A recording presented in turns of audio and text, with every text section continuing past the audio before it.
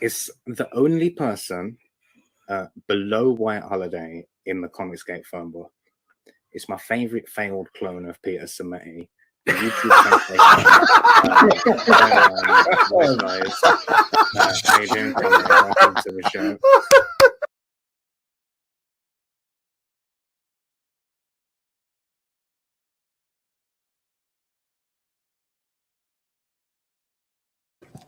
Hello, hello, hello. Welcome to WyzGyzEntertainment. This is your host, Wyman. Yes, indeed. I am about 2 minutes early.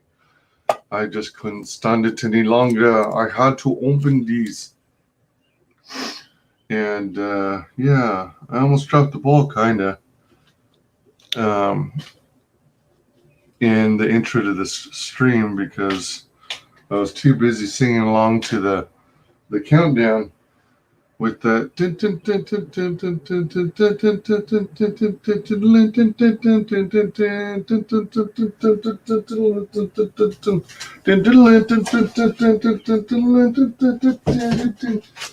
yeah, so consequently I like lost track of the time on the countdown. So I've got a P.O. box opener to do. Let me see. I think it's way too dark in here without this light, so I'm going to probably leave it on. Ah! Lights out, Batman! All right. Oh, wait a minute. You think the darkness is your ally. I was born in the dark. The darkness betrays you. All right, so now that that's out of my system, I wanted to go ahead and get the ball rolling. We may have some guests tonight. We shall see. And I am making this available to open panel so long as I trust you and I recognize you. Excuse me. One of these packages is from someone who is eager to see my reaction when I open it up. And so I'm kind of waiting to open their package until they arrive, you know, trying to work around their availability. So since they're not here yet, I am going to start by opening one of the other packages. So let's do that now. You know what? Maybe I should back up a little. Back up a little more. Because I have this angled the way I do it, it's cutting my head off. Cutting my hair off.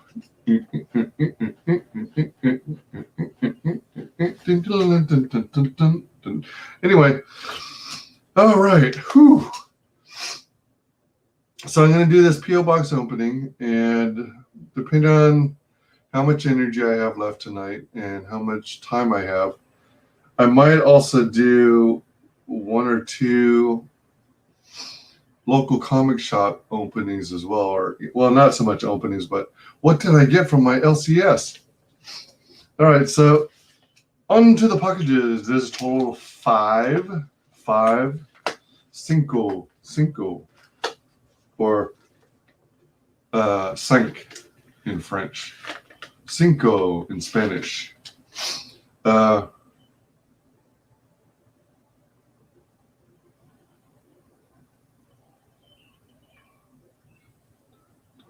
All right, or dasek in Korean. Ana, deux, sept, net, dasek. Yeah, dasek. 1, 2, 3, 4, 5. 5. 1, 2, 3, 4, 5. All right. So we've got our very first item here.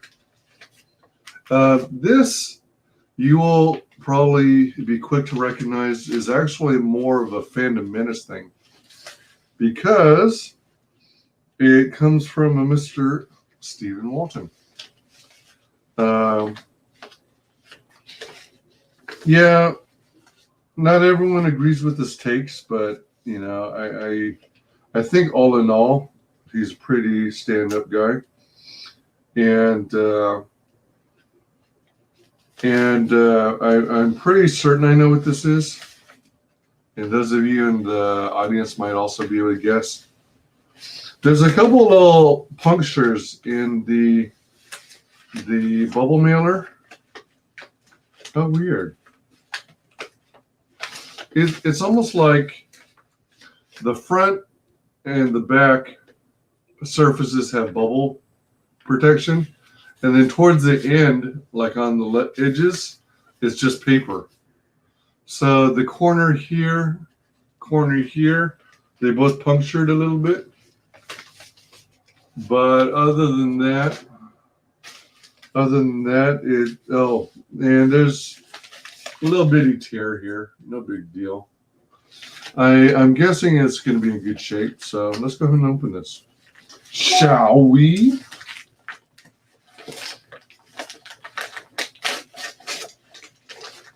This one, it looks like I'll be able to open by hand.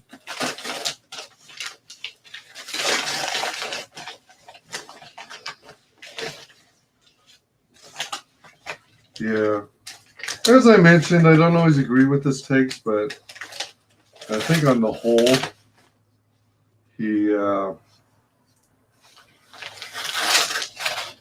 he's pretty reasonable. Let's see here. I'll deal with that later. All right, so that. So you can get a better idea what's in this now. So it's covered in cardboard so that it's got some additional bumper coverage. Although you can tell that it slid around. Let's see here. How can I show this? Like it shifted, so it's mostly on this end. And it's got some extra space on this side. Bound together by 2 rubber bands. We got some rubber bands.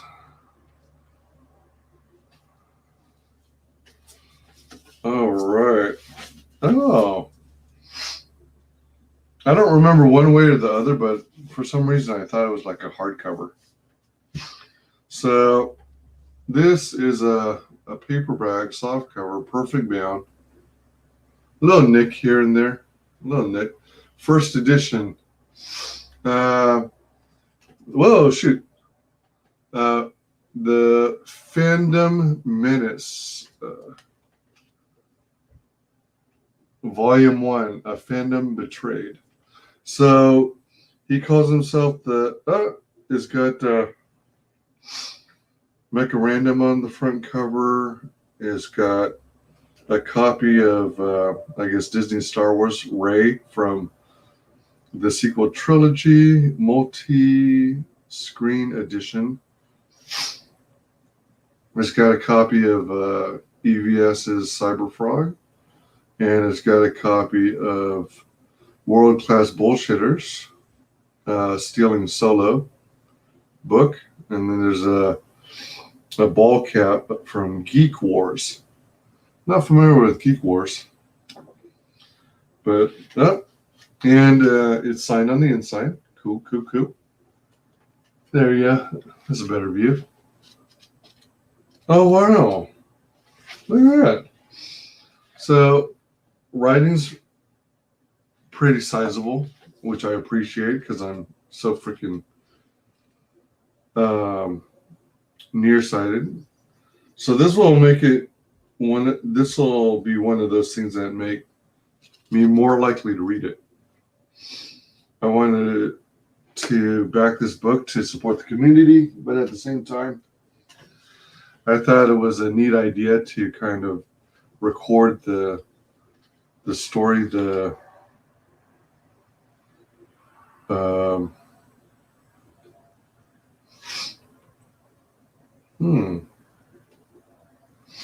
record, I guess, the history of the fandoms during this period of time. Oh, this is interesting. So, as I understand it, Steven kind of follows both, mostly follows Phantom Menace, but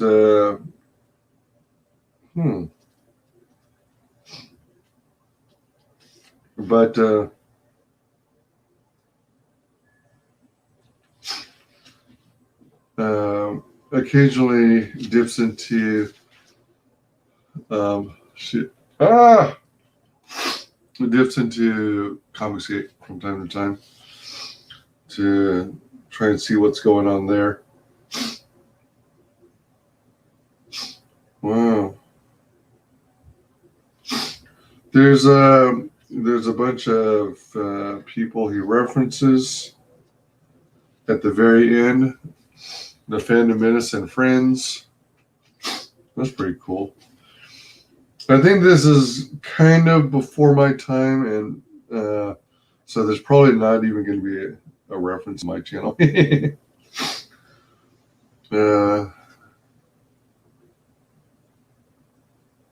But I was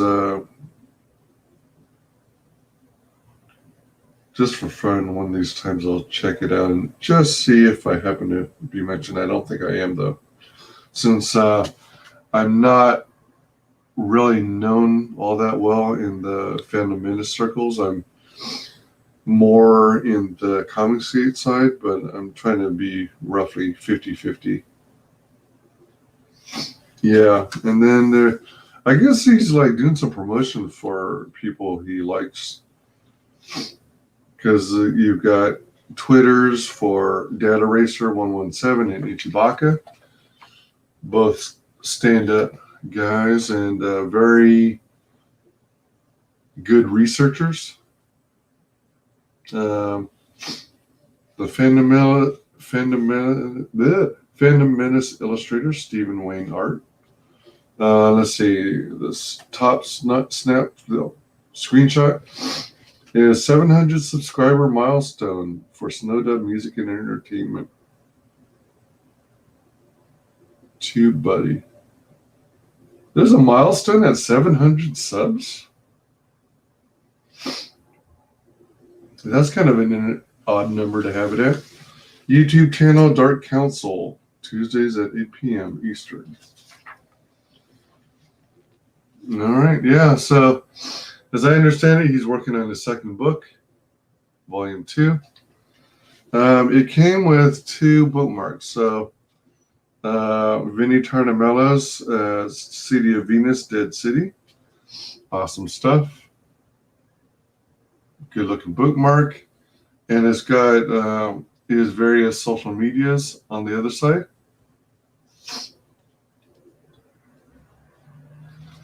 And then we've got Simon Poitier, and Tales from the Netverse. And then on the other side, it says Phantom Menace Volume 1. And it has what looks like an Jedi Knight Luke Skywalker. And he's holding both. It looks like, I guess he's holding both. It almost looks like his cloak is wrapped around to the front, and maybe he's holding his hands, but he must be holding the lightsabers too, because otherwise they'd fall down and tear up his cloak. But he's got a red and green saber, so maybe he has his arms down and he's crossing them like so, something like that.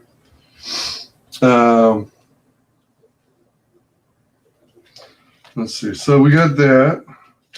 Sweet. All right. What the heck? I don't remember this part of the cardboard tearing. Huh. Odd. Okay. All right. So since my potential guest is not here yet, I'll go on to the next thing. Let's do this. All right, I'll be quite honest. I don't recognize the name off the top of my head. It'll probably come to me after I've opened the box all the way. So, pretty well packed. You've actually got a lot of stuff here.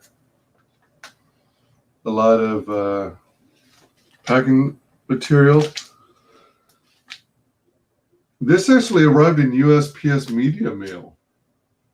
So I don't know how long it was in the shipping process, but it arrived here all right. I don't think I've ever really had any major issues with receiving product from Comicsgate, whether it be media mail or Gemini mailers. Oh, what the heck? So it's sent by media mail, but it's using a Gemini mailer. So sweet. Hey! Hi, Eagle Rider. Welcome. Hold on, let me see. If you're interested, I can drop a link here. Doobie-doobie-doo. Doobie-doobie-doobie-doobie-doobie-doo. If you feel like it, no pressure.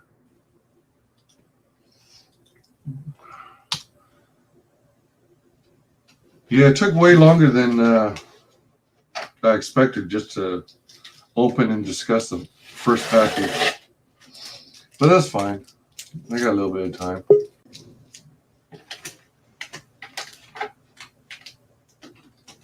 Hello, sir. How's it going? Good, Wise. Am I late? No, not at all. I opened up one of the other packages. Oh, you did? What'd I miss? I was actually starting on a second package that didn't arrive from you. Yeah, my earpods are kicking in, and I need to. There we go. I can hear you now. Oh, okay. All right. How's the weather in Boom, your neck of the boys. woods? Not too bad. It's actually quite warm. How's it going, Rosetta? Not too bad. Busy drawing. Rosetta, Nice. hi Rosetta. Nice to see you. It's not very well detailed or visibility on the screen yet, but I don't have the inked out version yet. This avatar I have right now was a sketch I did today. Oh, nice. Yeah, I'm really enjoying the stuff you've been putting out. It's looking good. Unfortunately, I still struggle with drawing completely from the top of my head without at least looking at a photo while I do it. Oh, But yeah. that's time, I'm sure. Yeah, Sometimes I use have- reference material, yeah. I have to do that too. Yeah, so the first package I opened out of the 5 is a book, the Phantom Menace! Phantom Menace Volume 1 from Stephen Walton. Yeah, I have that too. Oh, cool. Did you read it yet? I haven't had a chance to with everything that's been happening the last few months. Gotcha. Yeah, so, and it also came with bookmarks.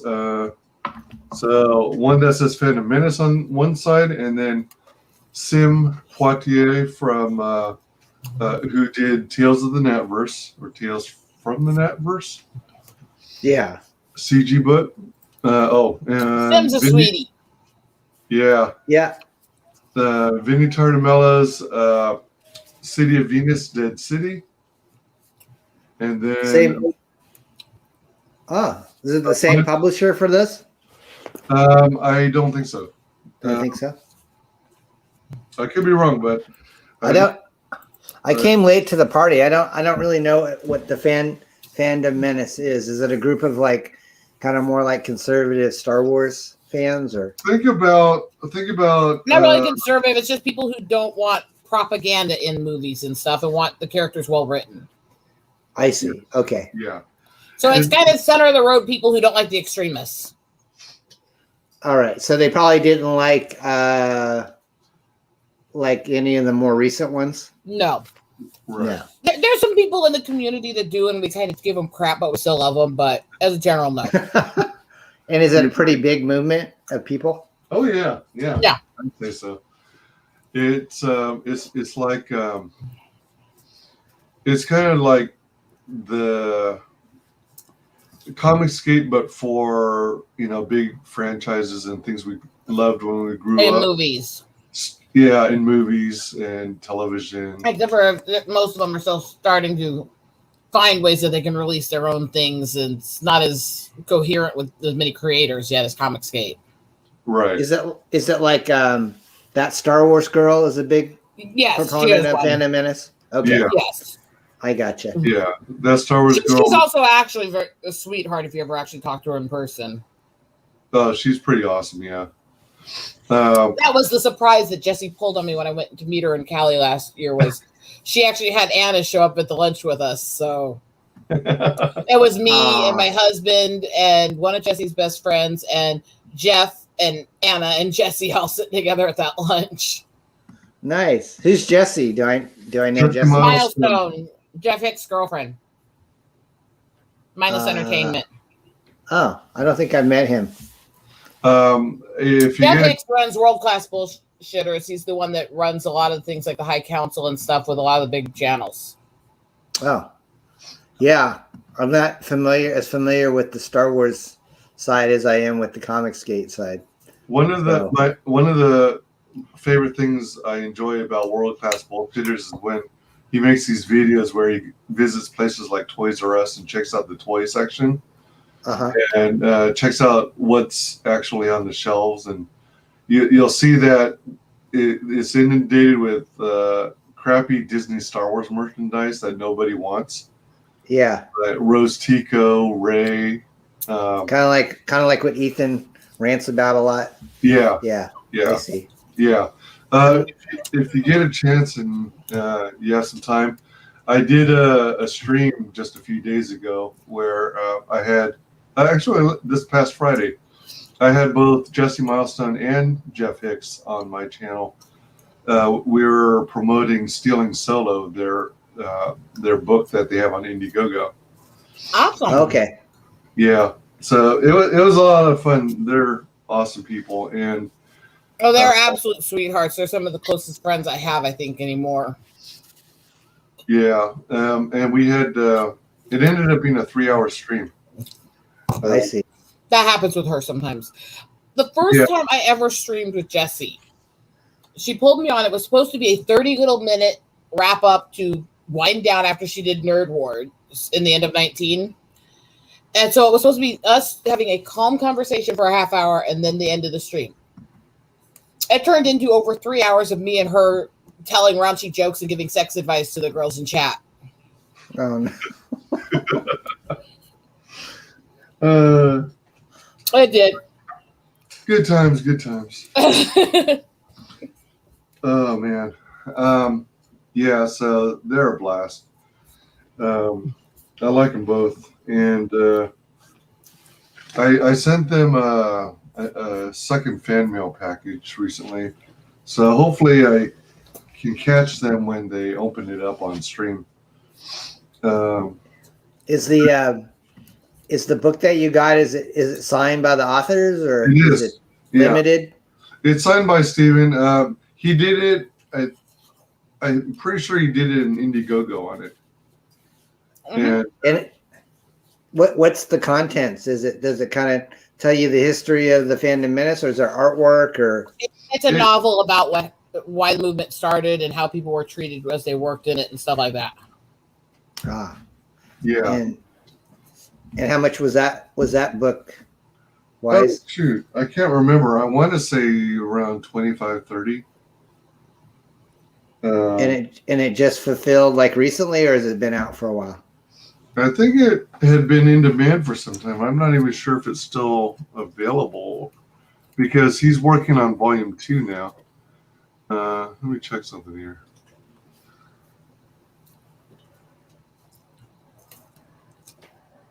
Rose, how's your kitty doing? She's doing pretty well. She's still got to have more surgery, but she's almost completely healed from the one, at least. That's good. How many cats do you have? 2 now. I had 3 for a while, but Jazzy passed away last year, but she was also almost 17 when she passed away, so. How old is the other one, the one that had the surgery? 4. 4? Aw, sweetie. And then Ornery's 5. Do you have dogs too, or just cats? I'm allergic to dogs. You're allergic to dogs? I'm allergic to cats. But I like cats.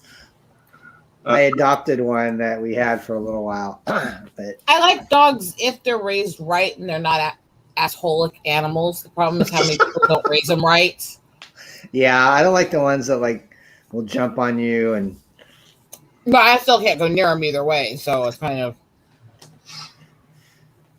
Even the ones that are. I don't really think they're hyperallergenic dogs, but we had one that was a Maltese that didn't shed. Yeah. Well, that would probably still set you off, huh? Unfortunately, my allergy isn't the fur; it's the saliva. So. Oh, okay. There is no avoiding it. I love cats and dogs. Yeah. I love animals in general. That's why I'm the nature nut. Yeah, I can tell that. Actually, I'm kind of surprised how much I can see that drawing in this angle. Considering it's just the pencil sketch yet. So you were showing us the Phantom Menace That's a good one. campaign, and that was like about $12,000. This one has since closed, and yeah, so it made almost 12,000 for 293 backers. It was $25, and Nice. That's if you got it unsigned, and then if you wanted it signed, it was 30. Is it just like basically words, and does it have illustrations or pictures too, or is it It's mainly a novel? Or as far as I can tell, it's all words. There are a few pictures interspersed throughout. The Indiegogo campaign closed, but it looks like it might actually be on Amazon. Oh, they got a Kindle edition. All right. Oh, there's a Kindle version and an audio book. So if you're willing to get an Audible trial, then it's quote unquote free. Or it's $20 for the Kindle edition. So you save a little bit if you want a digital copy. So that's on Amazon. so probably a pretty low print run for the actual book, huh? Yeah, I think so. Let me see.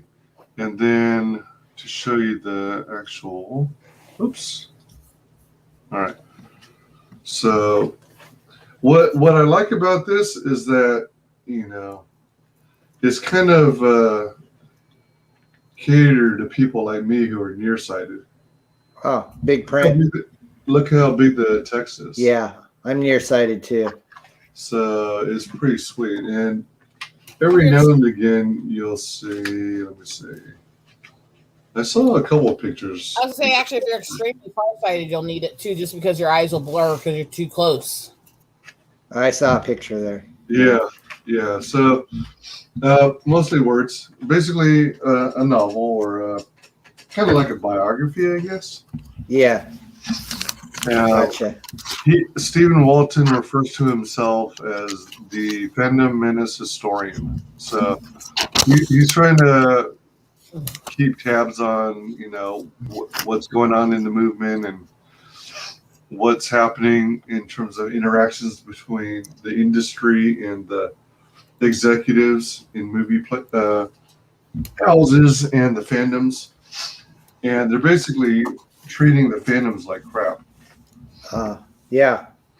So, they release garbage like the Disney Star Wars trilogy, Ghostbusters 2016.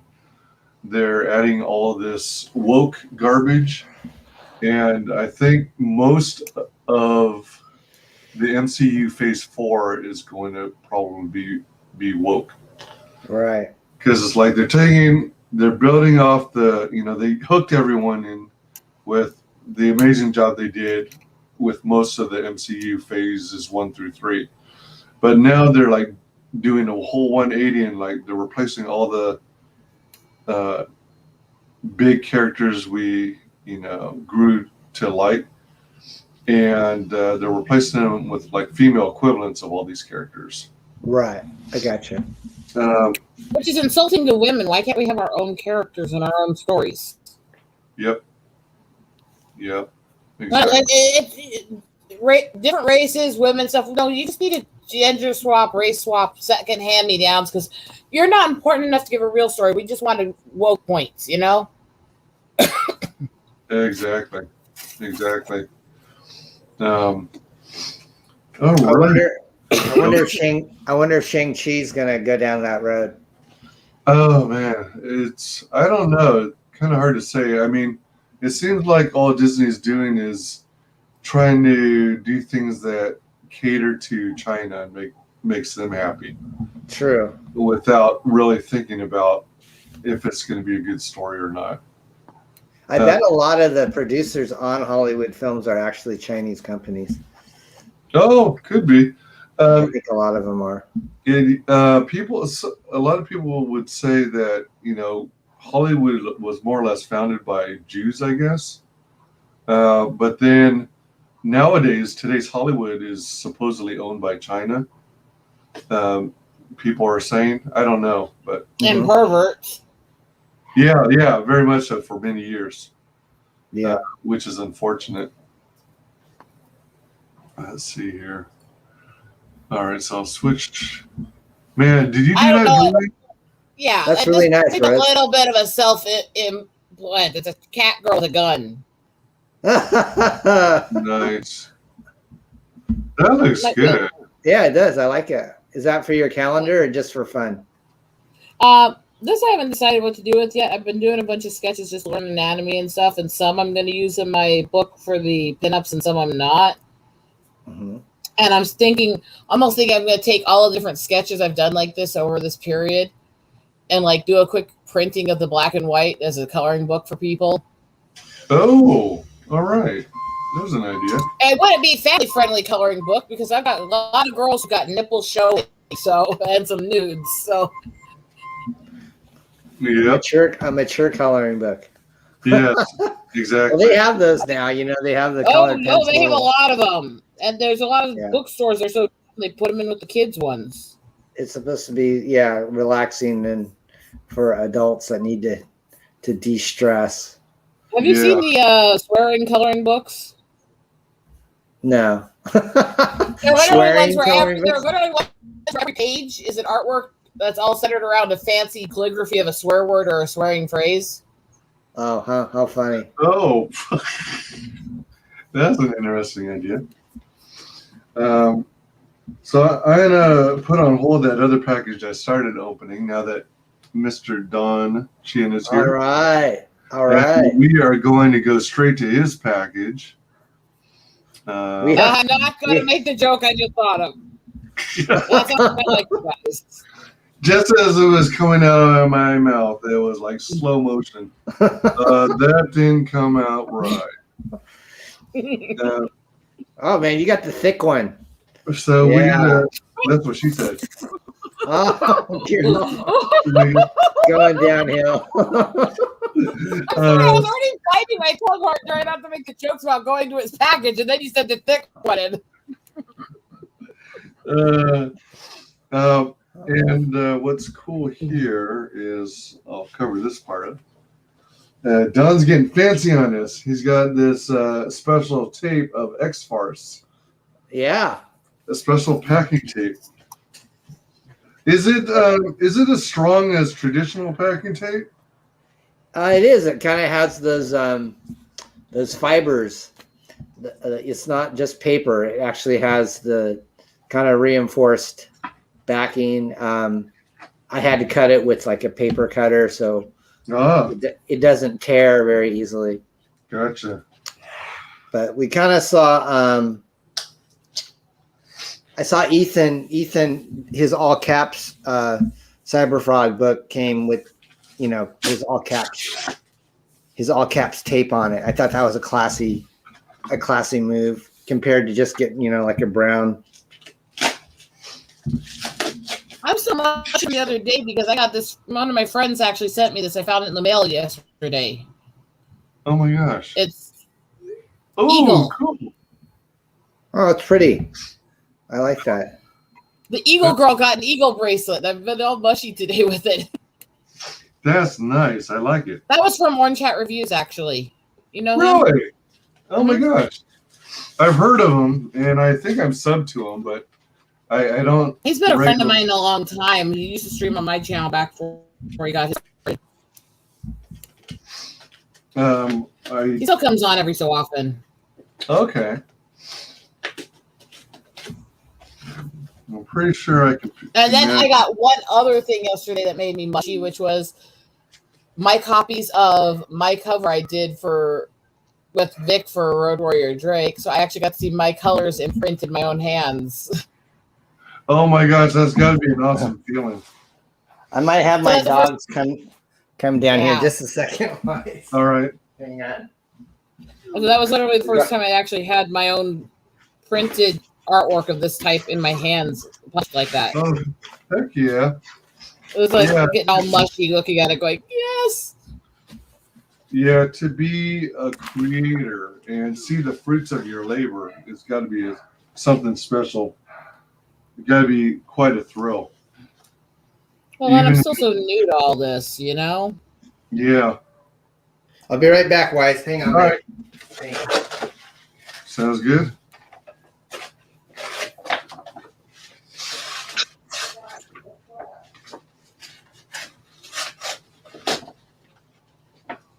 Have you started the early sign up for any of your campaigns yet?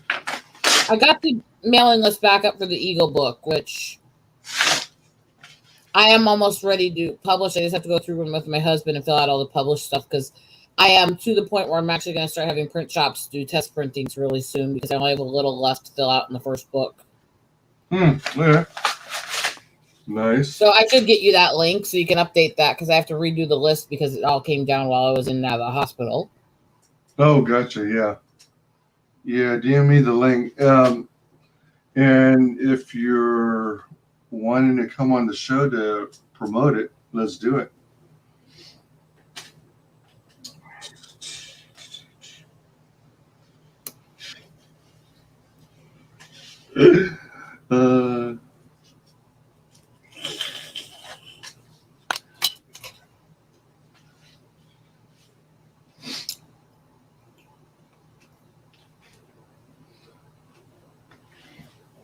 For anyone out in chat, if I know and recognize and trust you, you're welcome on the panel.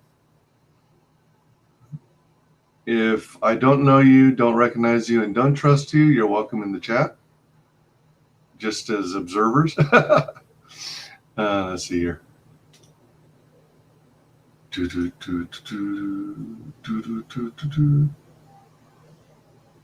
Yeah, like sitting here working on this one. I missed this part. I didn't get that part of the gun drawn. That's not just making the lines straighter and smoother and fixing the errors because it was a speed sketch with pencil. Oh. It's also what parts did I miss when I was just doing a quick drawing, you know?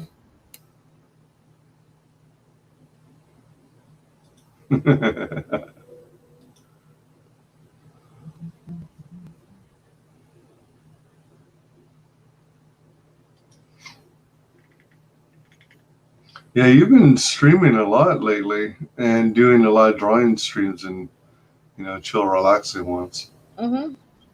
I bet that a daily thing during the week is unless something comes up. Nice.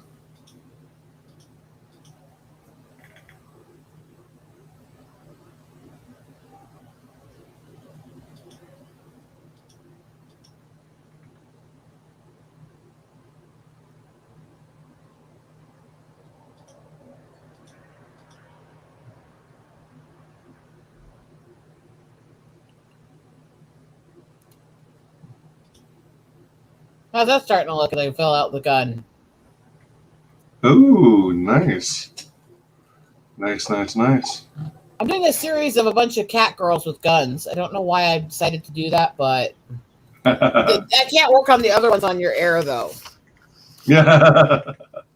Because the other ones are very boobalicious. One of which I designed her top so it looks like her boobs are cupcakes with little nipple cherries.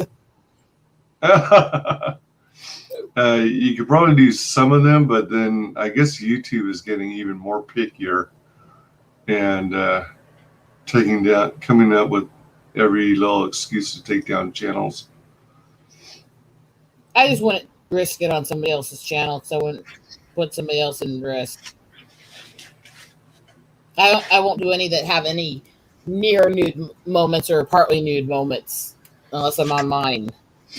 Ah, gotcha. Because I try to respect other people's channels. Well, that's cool. Cool beans. Let's see here. Yeah, so if anyone was interested in the Fandom Menace from Stephen Walton, Phantom Menace historian, you can, even though the Indiegogo is closed, you can still find it on, I think it was Amazon, where you can.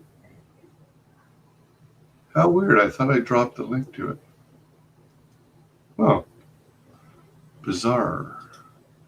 How bizarre! How bizarre! Don't get that stuck in my head, please. Oh yeah, it was Amazon. All right, so you can get an Kindle or audiobook version. If Sorry you're about that. no worries. Well, my dogs had to go potty, and they were giving my wife hell. I'm just sitting here drawing the gun, anyways. See? That's good. Is that like an AK-47 or something, Rose? Or I took a little bit of inspiration from that, a little bit from the ARs, and then just kind of added a few things that looked fun fantasy style. awesome. Cat girls with guns. That could totally be a calendar. There's a lot of perverts and furries that want it. I mean, The Girls with Guns calendar. cat girls with guns. Cat girls. Yeah. All right. So we Yes. opening. You're opening it. You're opening it, my friend. From Parody Press, the one and only. Our first crowdfund. So I've got a couple pieces of cardboard. Nice. Just to keep things insulated. Hopefully things didn't get bent. And then an additional piece of cardboard to secure it in the other direction. Collector's item. Yeah. Cardboard. Yeah, because it's got Don Chin DNA on it. All right, this is pretty funny. The overcomplicated and completely unnecessary powerhouse of X, written by Keith Gleason. That is his script that he emailed to me, and I printed it out, and then I used that to edit his story, and it has a chocolate. That's the chocolate stain I was telling you about. It's probably some kind of dark chocolate that I was eating at the time of editing his script. I would have guessed that it's milk chocolate by the color. Oh, really? Milk chocolate? Might have been an M&M. I'm not sure, but well, then that would have to mean that you let it melt in your hand and not in your mouth. Yeah, I think it's. We normally just keep dark chocolate here unless it was, You're a fan of dark chocolate. Ah. Yeah, because it's it's got the what do they call it? It's healthier. It's got some kind of Rose, right? It's all chocolate has certain health benefits. Dark chocolate has less added junk and a higher concentration, so it's healthier, a lot healthier than regular chocolate. Yeah, it isn't by chance that thing. I might be confusing this with some other products. Something called capsaicin. No. All right. So yeah, that's the peppers that makes me get sick. All right. Yeah. So supposedly dark chocolate tends to be healthier than milk chocolate. my preference is milk, but I like dark every now and then. So this is pretty Antioxidants. That's the thing. I think it's got antioxidants in it. like what you find in blueberries and acai berries. All chocolate also has some levels of not caffeine, but a very close relative, and certain endorphins, which actually happen to help with female health and mood, so they make women less bitchy. Yeah, like the cacao. Yeah, I've heard that. It's good for the female. I don't want to step in landmines. No, say it. I have a running joke on my channel where I say that chocolate is manna sent from heaven to prevent a homicide every 28 days. How's that gun? That's funny. That's great. I wouldn't mess with her. There you go. And it's got Don's signature on it. Woo-hoo! Yeah. After the script was written, did you have to go back and forth a little bit to? Oh say, yeah. Would you tweak this? Would you let's do this instead before you came up with the final draft? Yeah, I think if you read the script that you have there and then you compare it with what was actually in the comic book, you'll see that I changed some stuff. But Keith, yeah, first time I ever worked with Keith, and I found his work on that that alternate title, the Mighty Mascots, which is this one right here. I tagged Keith in my tweet. But have you ever read this, Rose or Wise? This one here? The Mighty Mascots. I don't know if I have that one or not. It's about a bunch of cereal mascots that come to life after like a 3D printing accident. And so if you remember like Captain Crunch, that's kind of Horatio something, Corn Pop or something. And then you've got the Quisp, kind of a Quisp alien type of guy. And then you've got the Sugar Bear, like from Sugar Pops. And then there's like Snap, Crackle, and Pop are like 3 different kind of robots. But yeah, it's a real fun book. It's all ages, and I really liked it because it made me feel like the old like 80s comics that I read growing up. Yeah, so, I remember I backed it. I don't remember getting it yet, or maybe I get the book and not the rest of the stuff. Because then wasn't it one of those campaigns that also had their own lunch pail?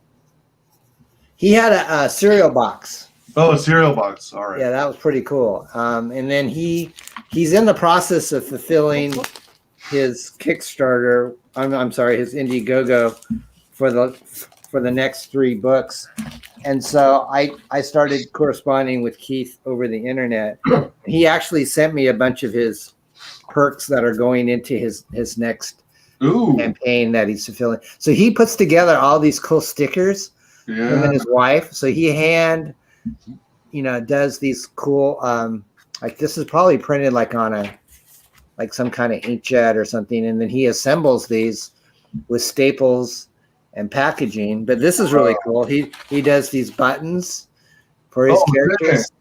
Look at that. And he designs the postcard, and then he actually hand pins each of the pins there. That was really cool. And then there's, he does kind of a play on the old Hostess fruit pie ads using the Mighty Mascots on this little print. And then it came with the fold out poster, which, yeah, I think he did pretty well on his campaign. He sold like $20,000 worth of merchandise, which is not, that's not easy.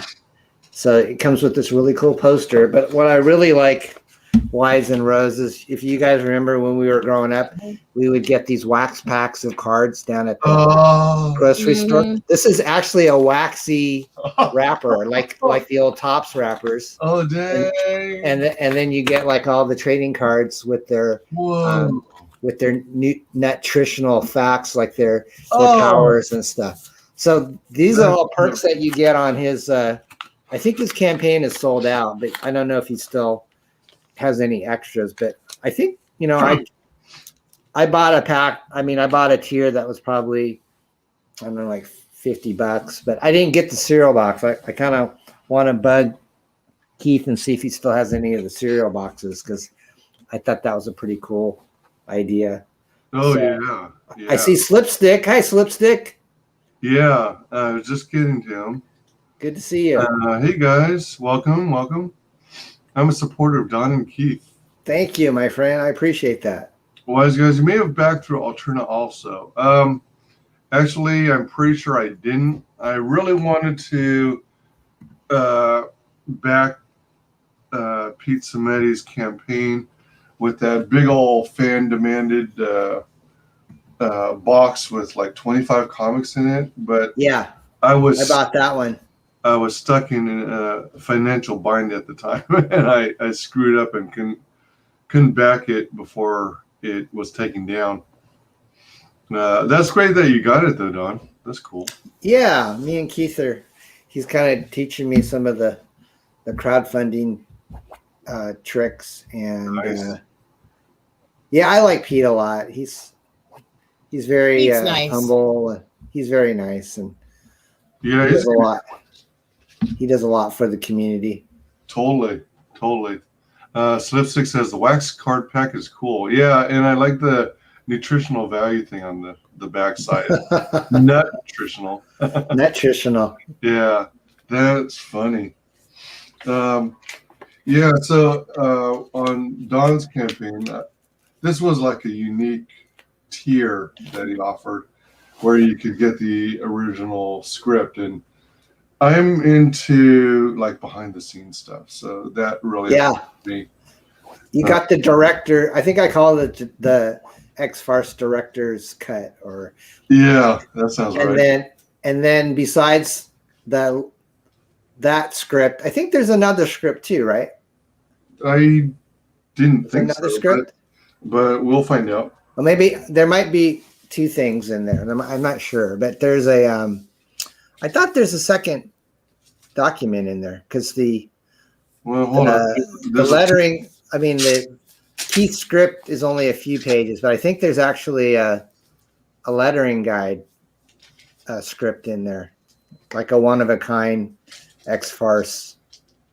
Is there a second thing in there? All right. So one is the script, Right. complete with chocolate marks. And then, the promo video script. That's right. Oh, that's right. Yeah, that's a one-of-a-kind document that I did in-house. And so if you've ever watched the X-Farce video, I had to come up with a script for it.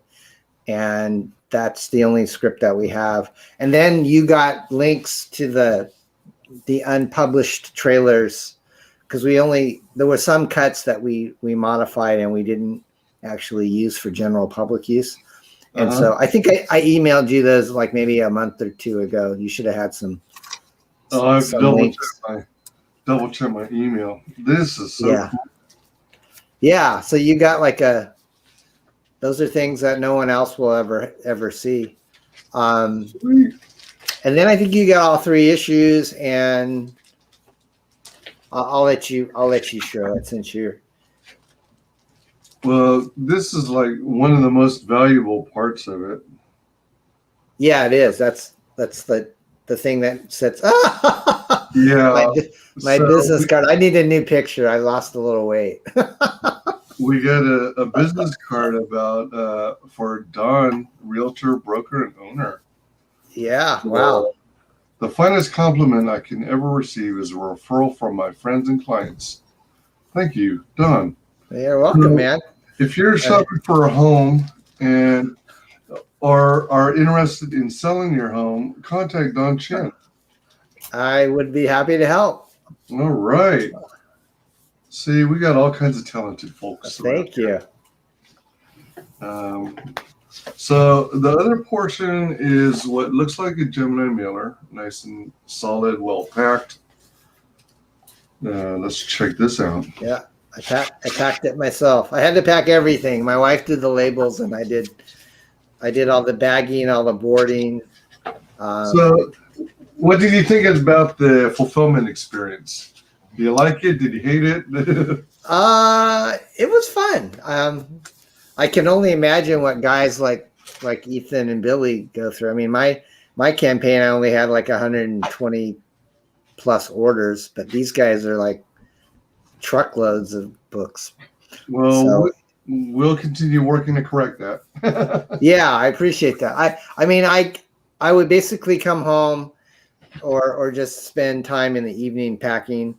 So at the end of the campaign, you know, we had about 120 different orders, and some of them were international. I actually had to go back into some of our launch streams and figure out who won, you know, extra bonuses. Like we had some sketches that were free, some comic books from Parody Press from the 90s that we were giving away. So I had to go back, and because I didn't take good notes, I had to go back on all my old streams and figure out who won what. And those people got sent their books, you know, out last, but everything's been fulfilled. And so you got the one with all 3 covers, I think, right, Wise? I think so. Yeah. You should have three comics, and there's a little thank you letter. I tried to do a little personal thank you to everybody. Now, are these safe to read on stream, or is it like? Yeah, this all ages. Like we tried to make it kind of like a 13 and up. There's no nudity, no swearing. So it's not going to be something that people are going to go, "Oh man, he said that to you. I'm so jealous." Oh man, he Don told you a yo mama joke and not on mine. Oh man. Yo-yo ma, a yo-yo ma joke. It's about cellists. That's good. Ooh man, that's clever. Dear Wyman, on behalf of the team at Parody Press Comics, thank you so much for backing our first crowdfunding comic book project, X-Farce Reloaded #1. We hope you enjoyed this comic as much as we had fun making it. If you'd like to get additional copies of the book or cool X-Farce merchandise, such as original art, mugs, and lunchbox tiers, while supplies last, please visit xfarce.com. Also, we are now crowdfunding our second book, Beardzerker #1, a spoof of Keanu Reeves' Berserker. You may have seen promotional emails from us about it and should have been offered a secret offer for $69 for all 6 variant covers, including guest covers with She, Ring with the Brute, and U.S. Assassin. Here's the link in case you need it. Awesome. Thanks again. We deeply appreciate your support and keep smiling. Don Chin, Parody Press co-founder, and all your contact information. I so appreciate you, Wise. Don, thank you. Yeah, buddy. I think I might have thrown in some other stuff with yours because, yeah, I think I did. Not just the 3. Did I? Hopefully. You got a trading card? So we got this cool trading card based on one of the covers for X-Cons. Yep. That's pretty neat. And on the back side, it talks all about Jack Kirby. Yeah, we did a kind of we based that comic book off of one of Jack Kirby's original X-Men covers, and we just thought it would be a nice touch to actually tell the readers about him. Yeah, because he was a big influence on me when I was a kid, for sure. Absolutely. Yeah. So then we've got the book X-Farce Reloaded. Here's the backside. I love this artwork here. Yeah, that's a nice piece by It's Thad. like a painting. Yeah, he does work in I think he got kind of a combination of paint, airbrush, colored pencil, and some kind of digital reproduction type of thing. I actually haven't seen his physical artwork. He's supposed to send it to me because I have it for sale, and I think it works. He works big. Most comic book pages are, this is a Rob Willis cover. That's probably 11 by 17, right? Right. This is 11 by 17, and then on the back, I've got Keanu White's Beardzerker black and white artwork. But that I think works like 22 by 30, like a bigger. I think when you're a painter, it kind of helps to work a little bit bigger than that. Ooh, even larger. So, nice. Yeah. That's Do you have any original artwork wise, like from comic book artists or? Oh yeah, quite a bit. I got some from Carla Tornielli of White Cat Comics. I've heard that name. Yeah, Carla's a sweetie. Yeah, she is, and her husband is the writer, storyteller, John Gallagher, and together they form White Cat Comics, and their project was Grim Reaper 2 most recently, and now the campaign they're running right now is for Witch Hunter. So they got some good stuff, and Cool. where was I going with that? Oh, I also participated in an auction I didn't expect to participate in, which was on one of Dan Fraga's streams. Mm-hmm. He did an auction of original art that he did for Masters of the Multiverse. Wow. So I ended up with a few pages. Yeah. Is it his pencils and inks or? I think he did. How did he do it? I think he did pencils, and one of his buddies did inks. Nice. Is it like 11 by 17? Yeah. And there are a number of other campaigns where I have gotten the original art tier. But then some of the stuff I have from other campaigns are, something as small as a sketch card. So I have a bunch of custom sketch cards, and I have a bunch of original art that's 11 by 17. And so if you were to look at all the original art pieces I have that are the larger variety, it probably comes out to maybe yay thick. Thick. Nice. So there's quite a bit, which is nice. Rose, have you ever done any sketch card artwork? I haven't yet.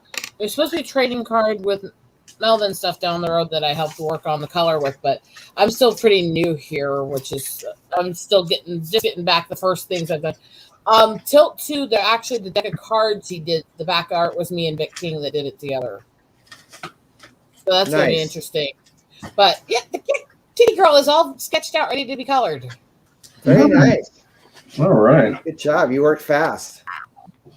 I'm hyper. What are you planning on? What are you planning on coloring with? Color pencils? It's pencils mostly. Sometimes a little paint added, but that'll be on separate pages. I'll save this one. I'm doing these on the animator cells, vellums and stuff. And I'm actually going to frame these in a glass on both sides after I'm done. I'm going to do a light, thin watercolor paint on the originals, so they'll actually shimmer like sun catchers as they hang in the walls. Oh, that's a good idea. Very cool. Cool. So it's going to take a while, but it's my concept I want to do. Yeah, definitely post that on Twitter when you get it finished, and maybe with a little video showing what it looks like reflecting. Cat girl I did. Wow, that's great. Oh my! Wow, look at that. You should make that bigger. I know. Good job. Yeah, I saw you working on that one. They pop once I add the colors. They look a lot deeper than they do as just the black and white. So now I gotta get this girl all sketched out. Wow, cool. How much would something like that sell for, Rose? Do you offer them for sale or? All of the stuff I'm drawing, I'm going to actually sell the originals once I'm done getting stuff done. If you pay attention to over what I have on my Twitter right now, all the black and whites, both from me and the other artists that are collecting for the pinup book, I'm actually selling off as I get them printed for me to do colors on the others. So that's how fun the pinup book. I'm selling the pinups. Right, that makes sense. Why not? It's a good idea. Yeah. But you are still selling a pinup book too, right? Hi, Edwin. Yeah, it will be a book. I just know it's going to be a long time to do this because of how many artists are working with me and that I have to do art on every single page. Yeah. That's so pretty it was a neat. long. I knew when I took it on, it'd probably be a couple-year project. So yeah, I expected that from day one. Oh yeah. That's sweet. Welcome, Edwin. The Ace is live on Indiegogo Acevedo. Hail, peeps. Slipstick says, Comicsgate books are the first signed comics I have. No original art. I have everything Image published their first year. Dang. Couple years of Valiant starting at Unity. Nice. Yeah, I think Comicsgate is my first start to collecting signed issues as well. But when I started noticing there were a lot of people offering original art, I figured this is as good a time as any. As you know, when it's early in the movement. Right. When you talk to Anthony over at Dark Gifts, if you see the big guitar pick hanging on the wall behind him in his studio he put together, that's actually one of the cells from Road Warrior Drake that I hand painted onto the guitar pick for him. Oh, cool. Really? I sent him as a gift. Oh, cool. Next time I go on his stream, I'll ask him to hold it up for everyone. Nice. I was just on his stream last week. Yeah. All right. Yeah. I like Anthony. Anthony is a good guy. Yeah. So you got the second cover, which is the Unfunny X-Cons. So the trading card is like mint condition, and then the issue that you have has got all that Photoshop distress on it. That is hella good. The way it's all fake, but it looks like it's all tattered and everything. It does. It really does. And parody, press OK. Yeah, we took it all. We really asked Mark Lewis, the artist, to go all in, and he did all the typography, all the pencils, all the inks, all the colors. He has a very cool retro, as you can tell. It's almost like those wacky packages, that we used to collect, the wacky package stickers. I'm very into the whole retro thing, if you can't tell from the stuff I draw and do. Yeah, that's awesome. Yeah, awesome So stuff. I absolutely love the retro artists. Don't get me wrong. There's nothing wrong with modern style, modern digital. They do some incredible detail on it. But to me, there's something just about, even if it's more flawed or not as fancy, that retro style, the hand done and all that just has this pop to me I love. Yeah. Man, this is just so cool. I like it. Thank you. Yeah, that artist, he worked for us in the 90s, and then he went to work for Image for a little bit, and then he actually got a job working in animation. He's worked for DreamWorks. He actually worked on the X-Men animated series for quite a while. So he knows X-Men like the back of his hand. But when I first saw his portfolio, I said, I think he would be great for doing like an old Lee and Kirby X-Men origin story. So the very first story in the X-Cons book, Wyman, is called X-Cons: The Beginning.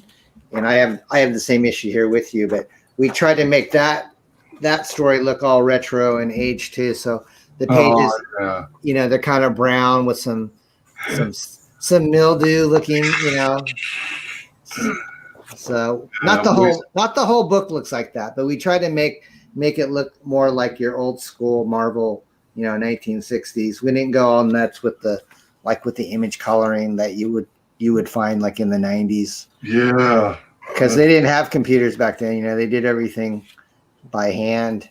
Yeah. So, yeah, it's a fun anthology. We still have this in stock. Yep, that's the Rob Willis cover. So we kind of took like the 60s, and then this is more like the Rob Liefeld era, the 90s. Deadpool. That's the cover that I was showing you. That's the one that I think this is still for sale on the campaign. Oh my gosh. Wow. Yeah, I think it's over $1,000 because he's not cheap. Oh man, that's He nuts. said he's got one price if you just say, I just want you to do the artwork and then I get the digital rights to publish it. And then he's got another price where it's a lot more if you actually have him send you the original artwork. And I just thought he's one of the most detailed comic book artists, you know, and I could just tell he could do the whole X-Men thing like no one else. And he pulled it off. So Rob, if you watch this, yeah, he's pretty badass. He's got incredible detail. It does add up so fast hiring artists for different stuff. I mean, I'm sitting there doing this book, and I know I'm getting all these people out. As soon as I say, "You want to do pinups for a military book?" Most of them go, "Sure, I'll cut some of the price off because it's military." It's still I'm several thousand into doing this book. Right. Hiring all the artists to do all the base drawings and paying for all the art supplies for what I'm doing and all this stuff is a lot of money. Yep. If you're the publisher or the person organizing the campaign, you know, it's all the artists that I pay. I usually pay them, you know, real quickly, either, you know, at the time of delivery or just within a few days, and it adds up for sure. Yeah. Did you end up? Well, you don't have to reveal it. Never mind. I didn't. I kind of basically broke even on it. It wasn't. Our goal was only under 2,000, but my wife and I just thought we're going to publish this thing even if it doesn't make a lot of money, because we just really feel strongly that people need to have humor again. And with the first project, it's also getting the name back out there, getting people to realize you're still around and stuff like that too. Exactly. True. But we were happy with it, the way it turned out. I mean, we hadn't done comic books for like 15 years. And so everything really changed. A lot of it went digital, and printers that we used to use back in the 90s weren't really specializing in comics anymore. So I found, you know, a few different printers we were thinking about using, and I got samples in from each one, and I looked at prices, and then eventually I went with a printer out of New York that does a lot of the star-crossed comic book line. Like I had Bill Ropp on my show like a couple months ago, and he said, you know, I've got this book called Tribulation Task Force, and I backed it, and he sent me a copy of Tribulation Task Force, and I thumbed through and I said, this is really good print quality, and the price point is very reasonable. And I asked him, you know, who's your printer? And it wasn't any one of the major ones that most comic book people are using, although I think Luke Stone is one of the people I recognize that has used this same printer, and their customer service was like second to none. Some of the other companies, they wouldn't call me back, and I was going, oh, that's not a good sign. I'm trusting you. No, it isn't. Yeah, I'm trusting you to take this book that I've been working a year on, and you're not even going to give me a call back. And so I decided not to go with some people that were, I believe in good customer service, and that's important. But yeah, so anyways, hopefully you like the print quality. Wyman, we upgraded the printer stock. It's kind of like a glossy, you know, slick finish, and most people that have seen it, they like we've had a few unboxings, like you and Billy Tucci, Dark Gift, the Pop XP channel. Another guy was a fan. I think his name was Darth. Oh gosh. If you look up X-Farce on YouTube and you just look up the last week, he did an unboxing video. All right. And about 3 minutes of it was like the first opening was like a scantily clad woman dancing to like hip hop music. And then he gets to the unboxing part of the video, and he shows us his table. It's like a camera, like a straight down camera view, like some people do the unboxing. And he only spends about 1 minute showing you the comics, and about 10 minutes of it is just showing you his desk. I was waiting for this awesome unboxing video, and I was really happy that he gave us some promotion, but I was almost thinking like, and then the last half of his video was Brie Larson, like all these cuts of Brie Larson outtakes that he thought was funny. So out of like the 10-minute unboxing video, only about 3 were of X-Farce, and only 1 minute of the 3 was actually showing the comic book, because you were just looking at his. It was like he was unboxing, but he was doing it off the camera, and then he would like show you the comic book and just the covers and not the inside, and then that was the end of the unboxing video. Well, that's different. Was he like promoting his desk, going, "Hey, this desk is quality. You know, you should consider picking up one of these if you need a." I know. Get unboxings on. It was funny. It was funny. And then, oh, go ahead. Oh, go. Yeah, you go ahead. You go ahead. So yeah. There you go. The ads. That's funny. Thanks, Lipstick. Yeah, that's an interesting sounding video, unboxing video. So this is. That's called Enchanter. Yeah, I did a fantasy book back in the 90s. Actually started with Eclipse comic books, and the artist that went on to draw Sandman with Neil Gaiman, he was my co-creator of Enchanter. So we did about 3 issues of Enchanter with Eclipse, who were the same publishers with the Hamsters. All right. And then I never got to finish that. So when I started my own company, I published an Enchanter number 4. And then what you have in your hand is actually the last chapter in the Enchanter saga. And at that time, I didn't have the means to finish it with an artist. So what I did was I wrote I guess you call it a novella. So you've got like a 32-page comic book with, format, but it's words, but with interspersed drawings in it. Wow. So that artist that you have, his name is Tatsuya Ishida. He drew the cover and the inside pages, and he's really well known for a online comic strip called Sinfest, which has been going on for a long time. And I think Dark Horse did a compilation book of it, but he went on to bigger and better things. I mean, I could tell when he first started working for us that he was, primed for greatness. And he went on to do like some Godzilla comic books and G.I. Joe. But we found him first, and he did a few of our spoofs back in the day. Like we did one called The Incredible Punk, and he drew that one. I did one called Pet Works versus Wildcats. He drew that one, Wet Works versus Wildcats. Right. But they were dogs. The Pet Works were dogs.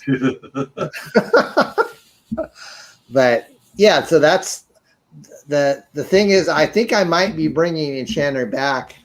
It might be my first comic book that's, not a parody. So the plan is to possibly remaster the old Enchanter comic books and, probably make them color.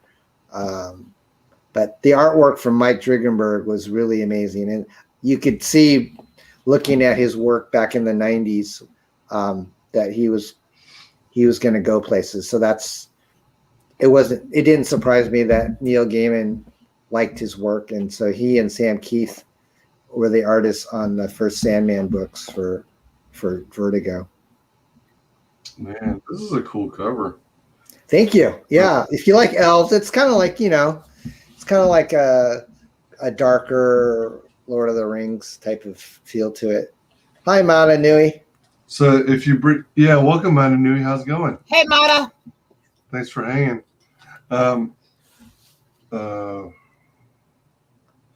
If you remaster it, are you thinking about like taking? Did you say this would be issue 4 or 5? There were 3 Eclipse issues, and then our sister company, the Parody Press Week, called Express Press, did issue 4, and then that's actually considered like issue 5. That wraps up the whole series. So I might recommend you wait and not read that because you don't have the first 4. Yeah. But it was here. I don't have a whole lot of those earlier issues of the Eclipse ones, but That's cool. I have a few of the ones that you have. There's a little trading card that's bound into the center of the Enchanter books too. Really? But, yeah. It's kind of like a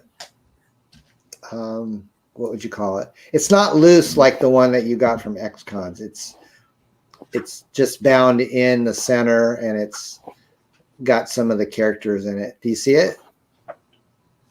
Yeah. Back in the day, that's how we would include a trading card. So you'd have to cut it out yourself. Oh wow! But unless you bagged it, there was no way to put a trading card in a comic book. And if you bag a trading card in a comic book, it'll sit on the stands, and no one will probably get it because they can't open it and thumb through. Oh, right. Yeah. So we just back in the 90s, my wife and I, we just did all sorts of experimenting. Like we would actually bag shareware games like Doom with our comic books.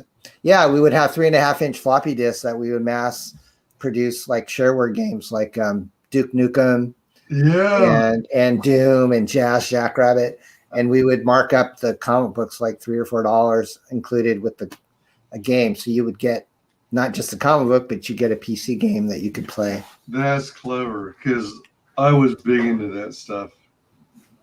Yeah, we did a lot of the id software. You know, Doom was their major title, but they did other things like I think one title was called Heretic. Yeah, Heretic. Did you have to get into any formal legal agreement with them, or? No, actually, I think that's they're cool with that as long as you give them the credit, because they make money on the back end, because when you install the shareware, you're playing the first levels for free. Yeah. And then they're the only ones that can sell you the additional levels and content. Yeah, that was clever. So they're all for getting their product out. Hey, Eric, how's it going, buddy? Lipstick likes fantasy and sci-fi. Welcome, Eric. Eric's like my Hi. Is that he's always in the chats. Yeah, He's a good dude. He's freaking awesome and a huge supporter.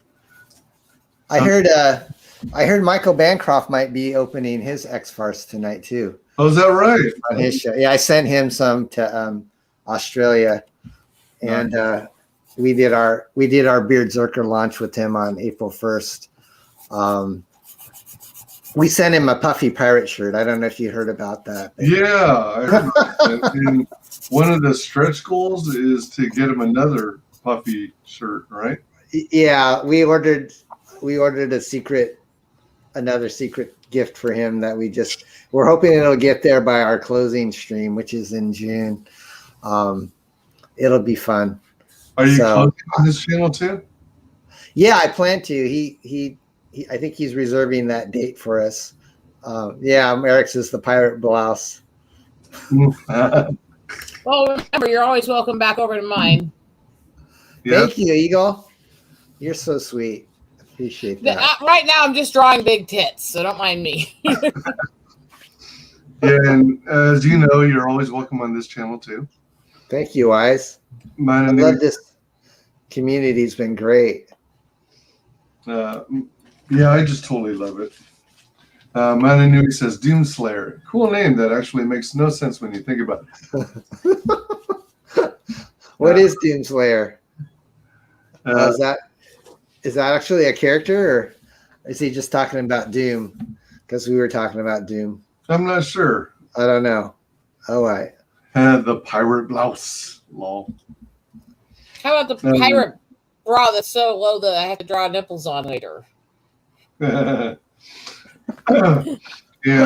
this actually, you guys went out and did the metallic gold lettering on the title. Yeah. Back in the 90s, it was all about the foil and the gold foil. We had chromium. We actually did a few chromium covers that were with Jay Lee. Pretty expensive, but in those days, you know, our print runs were a lot more than they were. So Ethan's doing a lot of his in Chromium. Yeah. It's pretty cool process, but it's not cheap. Yeah, I imagine. Eric is asking, is Doomslayer the guy from the video game? And Man New says, yeah, he's the Doom guy from the newer Doom games. Oh, okay. I thought his name was like Bob or something. Because he was like this hardcore soldier who got abandoned on a planet or something or other. Doom 2016 and Doom Eternal. They called him Doomslayer. I should have known this stuff. This is like the new Doom game is cool. I've seen some gameplay from that, and it does look pretty cool. I've never played the newer ones. And then, last but not least, we got Heroes. Yes, that was like the last parody press book that we did back in, I think, 2007. So you remember that NBC show Heroes with yeah, I used to watch it with Mossy Oka and the cheerleader. So me and Bill were big fans of that. So we kind of did a Mad Magazine parody of that. There's a trailer actually we did online. That's an animated trailer. That's pretty funny. Does it tell you if I watched it that I can tell you the cheerleader's Hayden Panettiere? Oh yeah. That's the lead actress. Yeah, she never did much else after that. I thought she was most everything she ever did were cheerleader roles. I'm not kidding. Even outside of that, it was like skaters or cheerleaders in these weird movies. That's all she ever really did. I think she was in Sucker Punch, wasn't she? I don't remember. The Zack Snyder movie with all the female I don't remember. Heroes. Snyder's heavily overrated. I mean, yeah, I didn't watch that. I just thought it's got a good soundtrack. Does it? Yeah, it does. It's got a fucking badass soundtrack, but the movie scenes I've seen look like crap. I'm one of those possibly few who actually really enjoyed the movie. I did like the soundtrack. I thought it was a cool combination of girls and mech robots and thrown in with some samurai swords and things like that. Although it had a weird like story involving being drugged and sent to a mental institution. And that actually is not an uncommon story to be used in a lot of stuff for more adult versions of Alice. Which makes a little sense when you realize how many drug references are in the book in the original movie. Oh yeah, that's true. Yeah. Let's see. And considering the guy who wrote Alice in Wonderland was a freaking pervert, anyways. Oh, was he? Oh, yeah, I heard he was. He had an obsession with collecting nude photos of his female cousins. Oh dear. Okay. Yeah, Lewis Carroll. I did not know that. And most of them were the age of about 11 to 17. Oh man, that's not right. Yeah. Yeah. Heroes.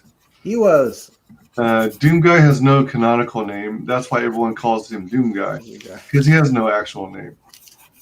Yeah, I just thought I heard somewhere in like articles and stuff that people were calling him like some goofy name like Bob, some real generic basic game. Look at Bob. In other news, I'm still going through Yakuza. The battery-operated boyfriend? Yeah, really. In other news, I'm still going through Yakuza 4. I'm on Saishuma,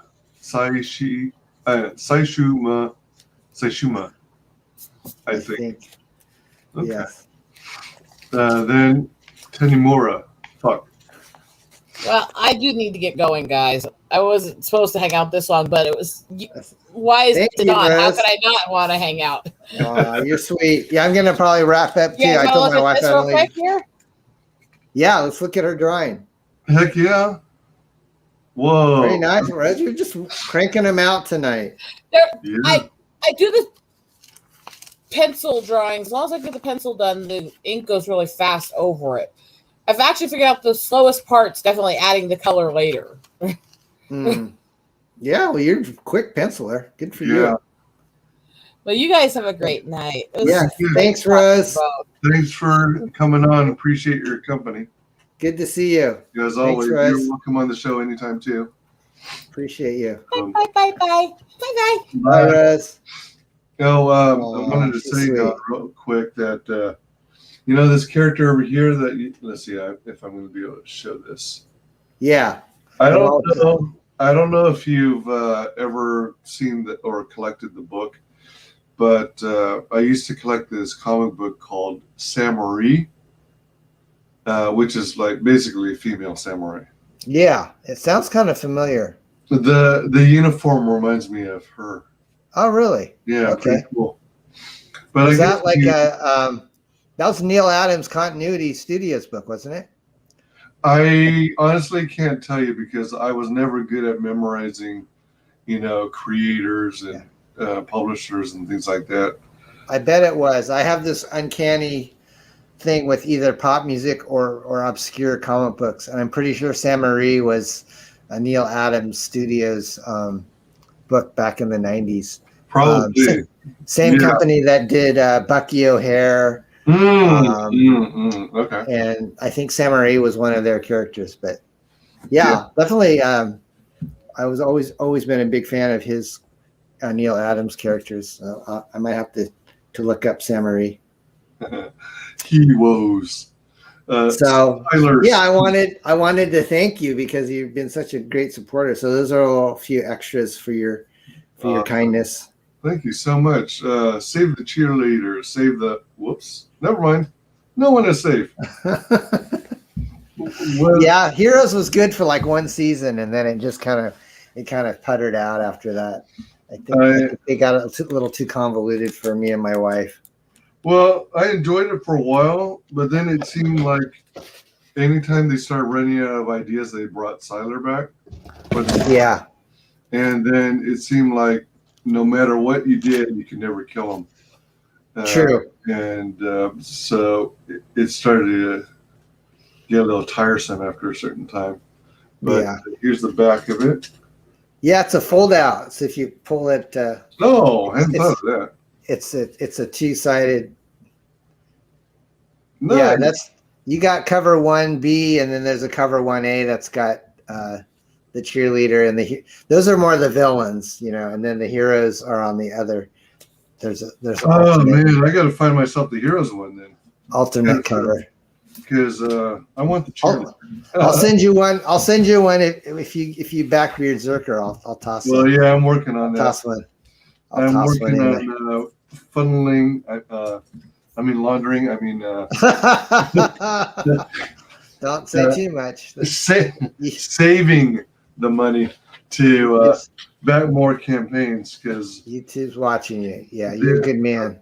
The whole reason I had to get this second job is I just couldn't survive on the basic necessities and still support my my Comicscape supporting habit. I hear you, man. It's not a cheap hobby for sure. That's a fact. Yeah. All right. Hey, buddy. It's been a pleasure. Thanks so much for joining me. Thanks, Wise. I hope you have a great week. You take care, buddy. You too, man. Bye, chat. Thanks for hanging out. He's got more stuff, right? You're opening more stuff? I've got 3 more packages. Okay, bud. You have a good day. Man. Have a good night. See ya. Bye. Good people. All right, so you'll have to bear with me. I am not at all familiar with Yakuza 4. It sounds like let's see, Yakuza is like the Japanese mafia, basically, right? And you mentioned Saishuma and Tanimura. Are those names of cities or are they like bosses major bosses you have to kill. Because I'm not familiar with that game series. Yeah. But you hate Tanimura. Okay. Fair enough. Oh, it's basically a decent crime thriller. So what exactly are Saejima or Sexuma and Tanimura? What do they represent? Oh, okay. Characters you play as. What does he hate about Tanimura? Is Tanimura like one of the dumber characters who is gullible? Or do they have a sucky weapon that makes it hard to defend yourself with? Oh, so what was this one? This next one, I don't recognize the person, and I don't recognize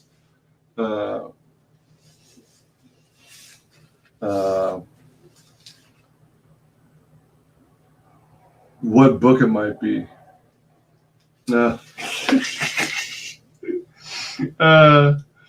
Or drama.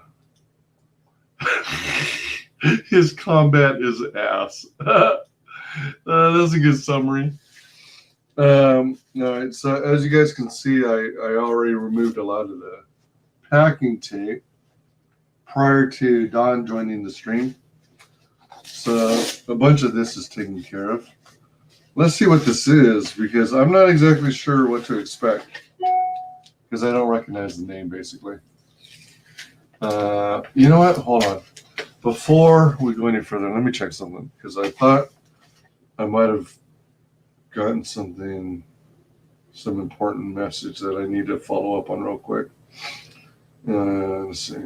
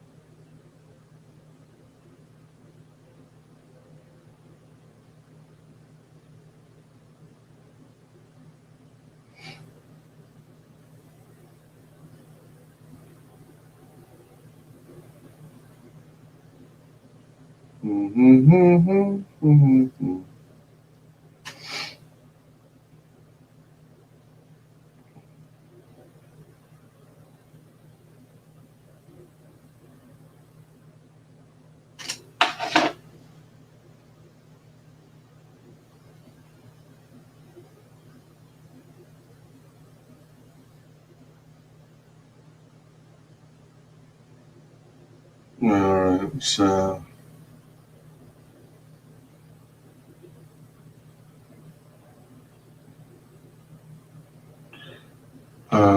shoot. All right, so it wasn't super excuse me.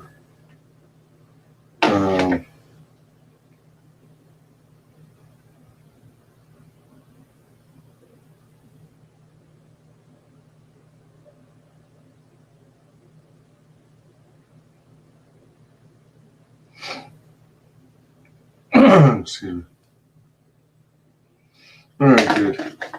It wasn't something urgent. All right. Continuing on. Yeah, so this came in the Gemini Mailer.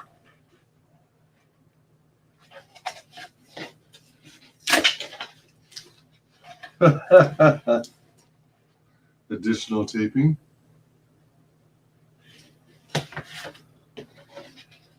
Masking tape. To keep it from shifting around.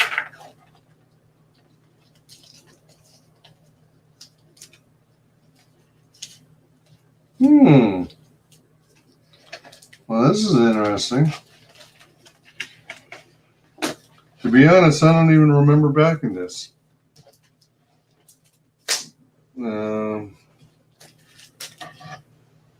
But that's more or less a factor of my memory than anything else.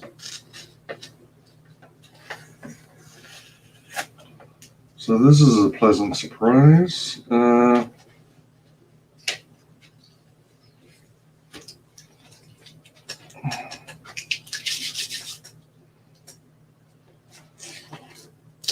All right, so yeah, get off my fingers.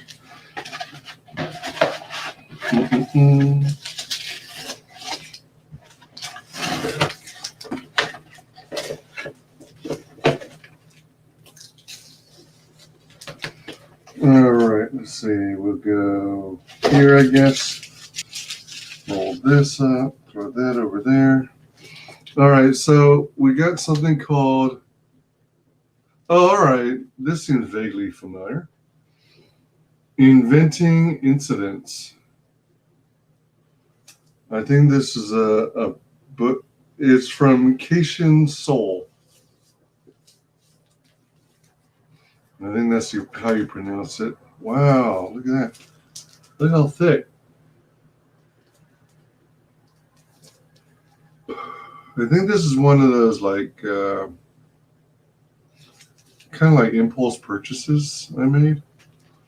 It looked good. I liked what I saw. Artwork looked good. And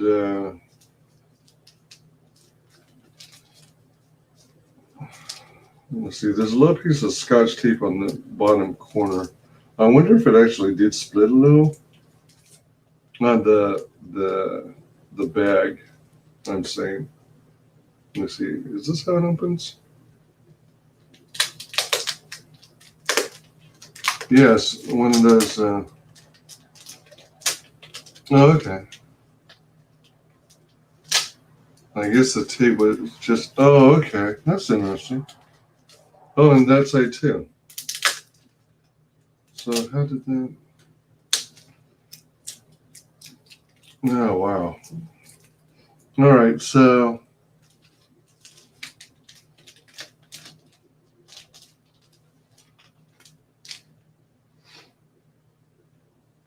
I mean, this size bag literally just barely fit it, but they used some Scotch tape to hold it in the rest of the way.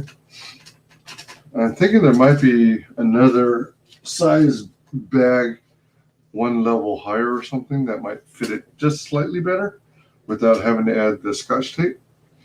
So this is what Inventing Incidents looks like. And then spine. And then, you know, to be honest, I don't remember for sure if this is Comicsgate. It might be Comicsgate friendly. And then, hell, for all I remember, it could have even been a Kickstarter campaign. And I rarely ever support Kickstarters, but if I find something really, really appealing, then I'll consider backing it. This is a two-sided bookmark, so I guess there's a boy on one side and a girl on the other. The girl says thumb, index, thumb, middle. And then, whoa, what the heck? Then the boy's side says UC1_4V 1 OTFDQ U-O JXV LYI 2RA. So I don't understand the meaning, but it probably makes sense after you read this book, which looks pretty dang cool. So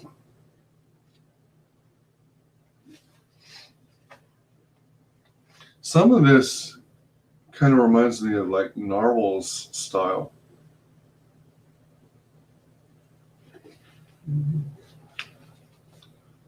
Look at that. Look at all these pages. This is a big book.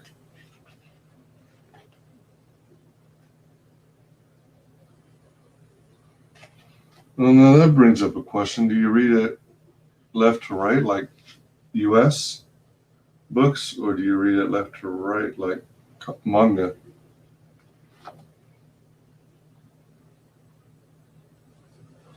This should be a fun read. Let me see. What's this darker area here?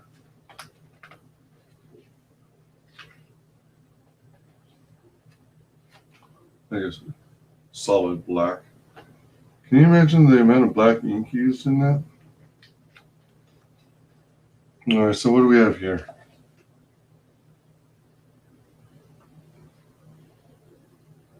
Wow, jeez. I don't know if that's like just dialogue. It almost looks like poetry. Or like Psalms from a Bible or something to that effect.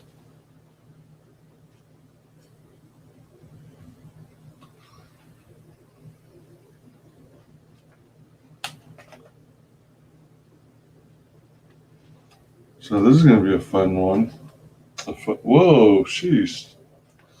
And then it takes like a more serious turn and turns into this other story that looks super, more realistic instead of cartoony.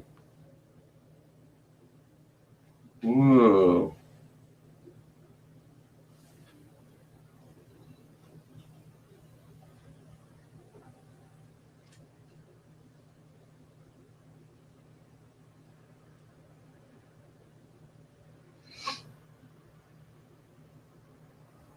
Well, I guess it is still a touch cartoony, but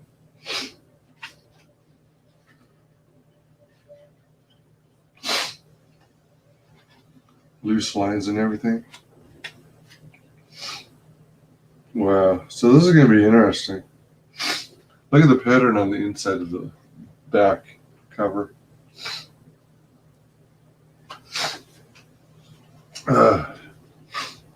Man, I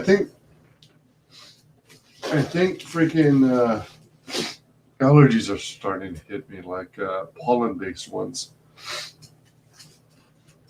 All right. So 2 more packages. Hold on a minute.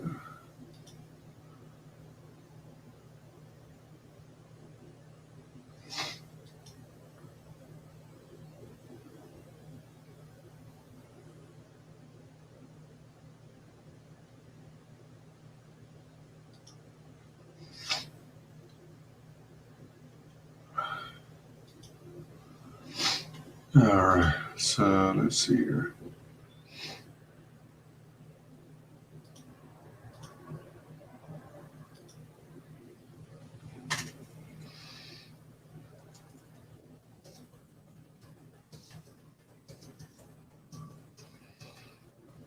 All right.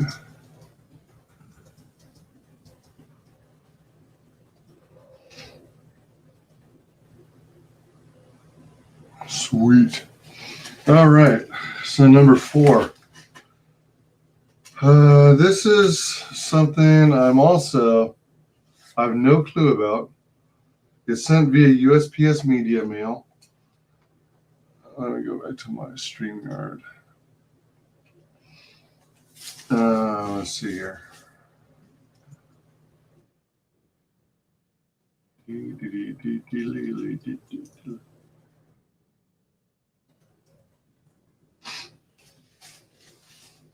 This comes from Virginia, and what's interesting is it says it's USPS media mail, but it comes from the returns department. So now I wonder, did I order something but then have to return it? Is this not Comicsgate at all related? I mean, it is addressed to me, and it is an immediate mailer, so I'm not sure why it would come from a returns department unless someone specifically works in a shipping department and mailed it from there. So, Box is in excellent condition. No dents really. Well, very, very minor dent. Like it barely broke. Yeah. Barely broke the surface. Oh, the inside. It looks like that.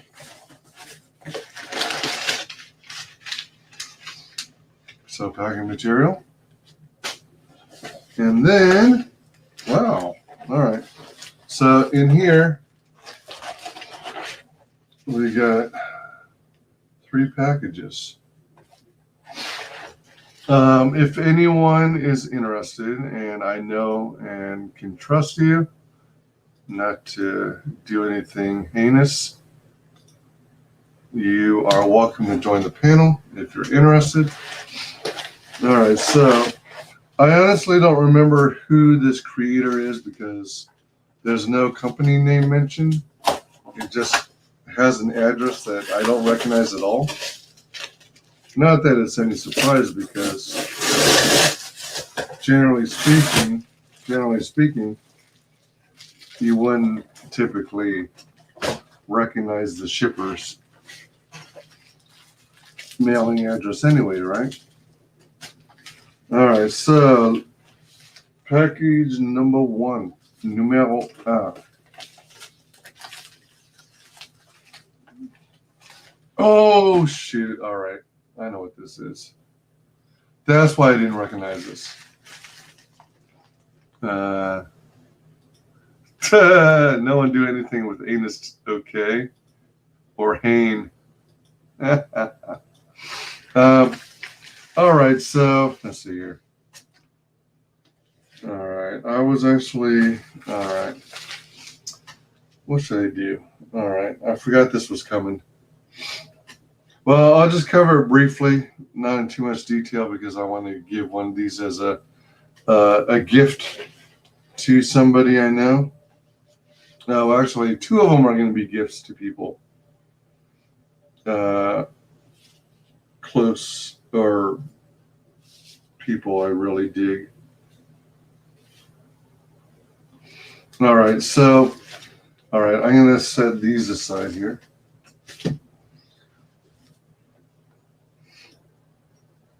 I would click, but I have basically nothing to say. Yeah, that's fine. You don't have to say anything. Or you could tell us more about your game, the game you're playing.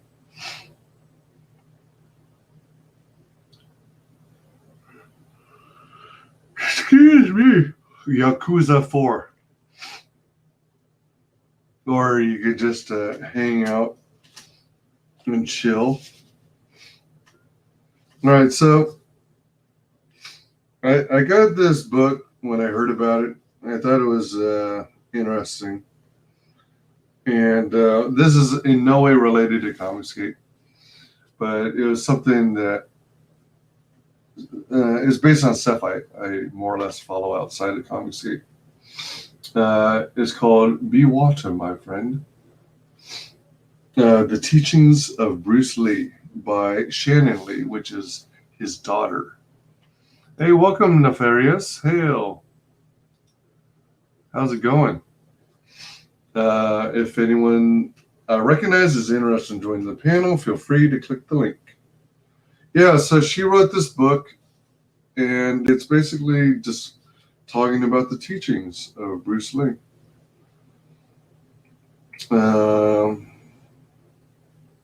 Advanced praise for, all right. Yeah, so several people did like reviews of it. Obviously, it's going to be good stuff. In other words, why would you print it on your book, right? And then these are all signed copies. I got 3 total. 2 of them are going to be gifts for people. And this is by Bruce Lee's daughter.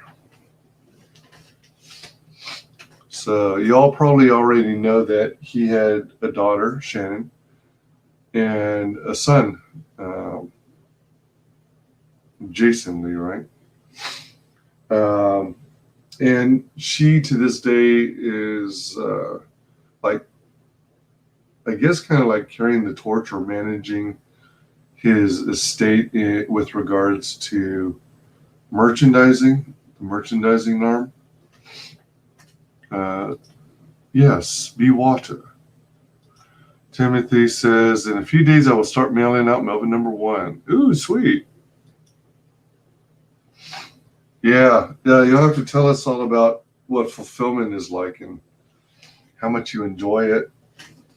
If there are any challenges or whatever, or things that you didn't anticipate. All right, last but not least, yet another one I honestly don't recognize. I know I'm horrible, but look how big this guy is.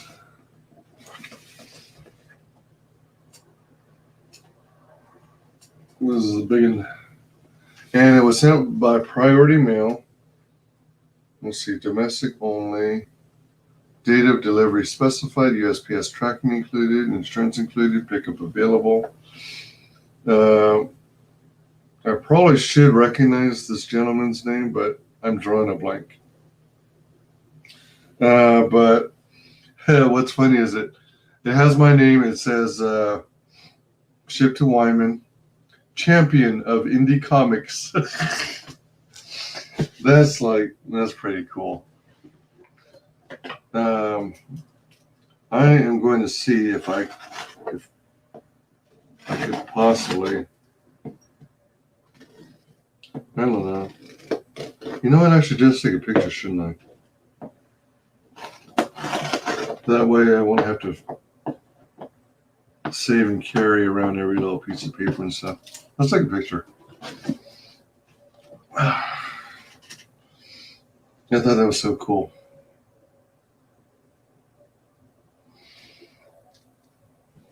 Everyone's all like, don't let it get to your head. Don't be egotistical. Oh. All right, let's see. Something just. I just want people to get their book. Right on. Fulfill, man. Fulfill. Make it happen. And then get your follow-up book started and on pre-launch.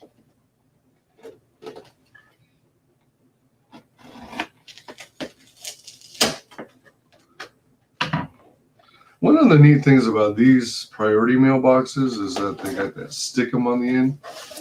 So, like, if you don't have tape handy, packing tape handy, you could just rely on the stick-em, and that usually is enough to work. All right, so we have some packing material. Let's see, stick that over there. Okay, all right. It looks like there's the bubble stuff on both sides. Oh, I guess you can't really see. Oh, shoot.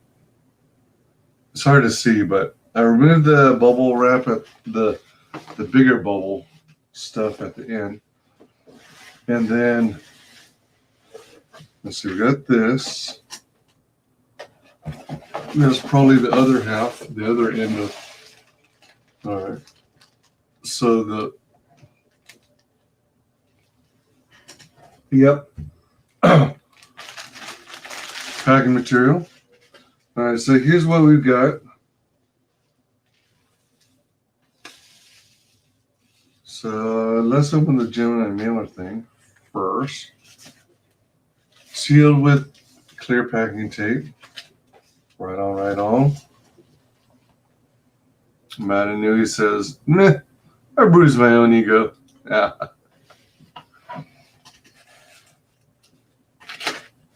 You know what I always found kind of funny? You know how I think it usually happens to men more so than women because men have a higher pain tolerance. you know, usually the people who are out doing all kinds of hard work and stuff. Well, like you go about your day, and then at the end of the day, you get home, and then somewhere later on, you notice you got this big old bad bruise or some cuts and scrapes, and then you wonder to yourself, how on earth did I get this? I don't remember this. I don't remember feeling any pain or bumping into some metal framework or something or other. Well, that's what bruising your ego made me think about. How you can go about your day, scratch yourself up, bruise yourself, and not realize or not remember what it is that, or why you got bruised in the first place. All right, so let's see what we got here. All right. Well, except that's for like, oh, do I have it backwards? Yeah, because, but then I was trying to apply it towards bruising your ego. Like, what if you went about your day, you know, as you always have, and then you return home, and then you come to find out your ego's out of whack. Yeah, you might be right. Because it's like, I think it's women that tend to have a higher pain tolerance.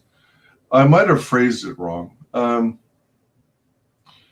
mean, yeah, they say they have a higher pain tolerance, and that's what makes them capable of giving birth and things like that.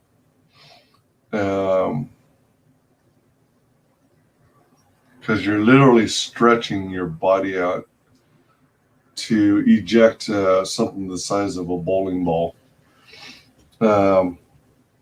What was the term I was looking for then?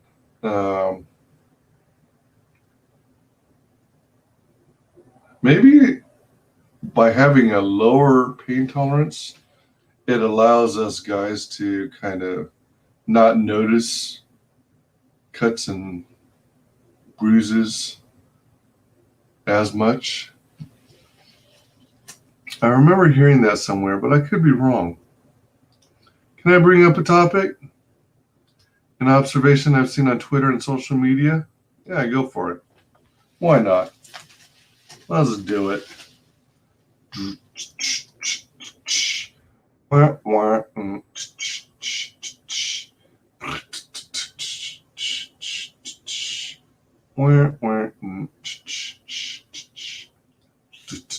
Working all week, had to fight for my money.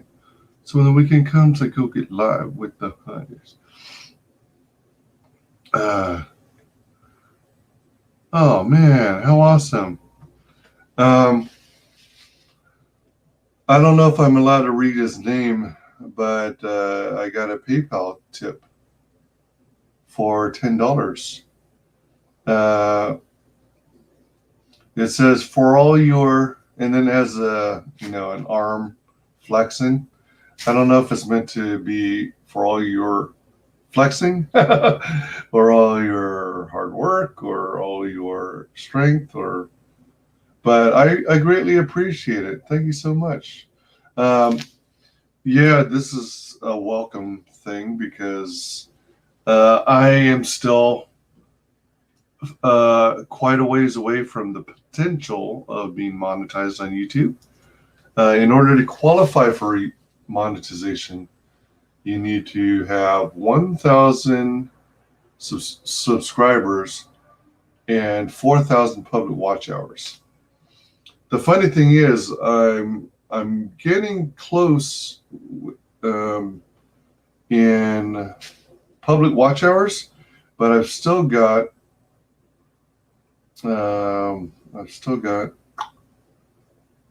a ways to go before I hit 1,000 subs. I'm at like 334, I think, 337.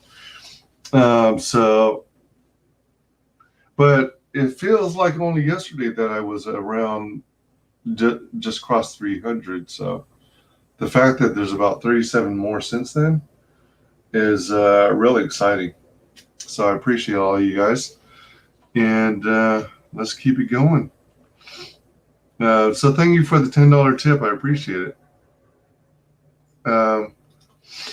Recently, there are people who claim they are friends with other people while associating with certain types of people who bring hate and discontent. Oh yeah.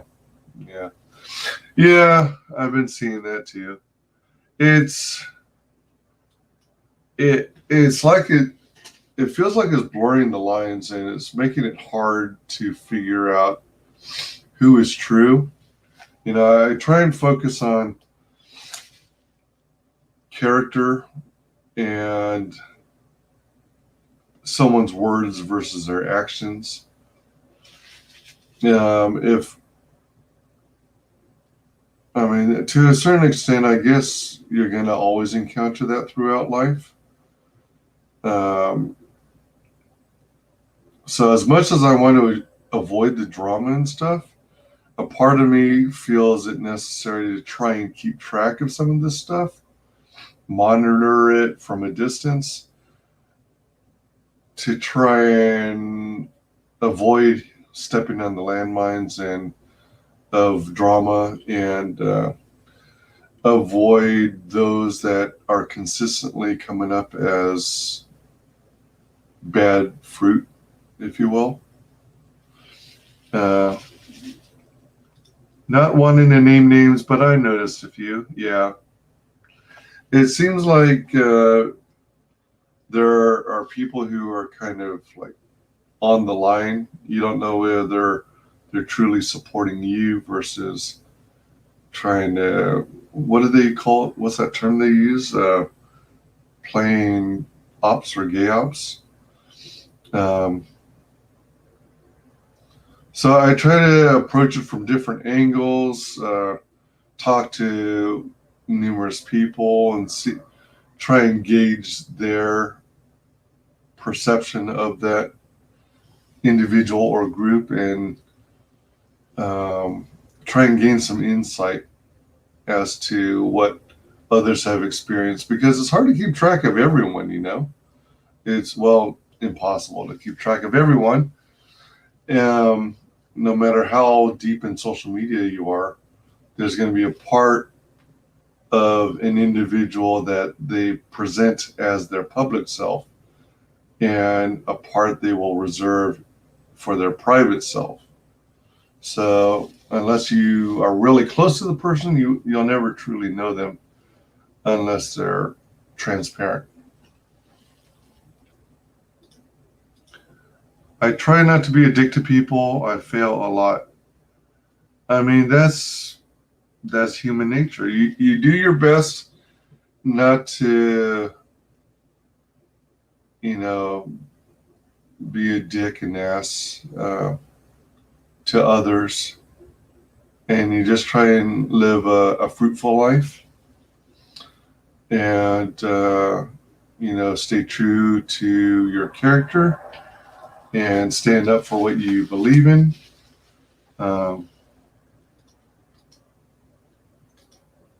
Well, this is a little different. This is people not being who they say they are.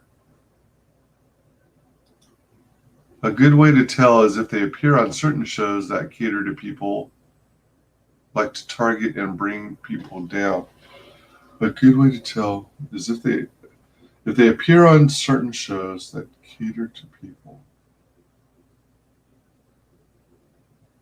Good way to tell if they appear on certain shows that cater to people, like to or as if to target and bring people down. I think I know what you're talking about. I'm not certain I know who you're referring to specifically, but there are people and groups that seem to be in the business of or getting their jollies off, causing drama and causing infighting.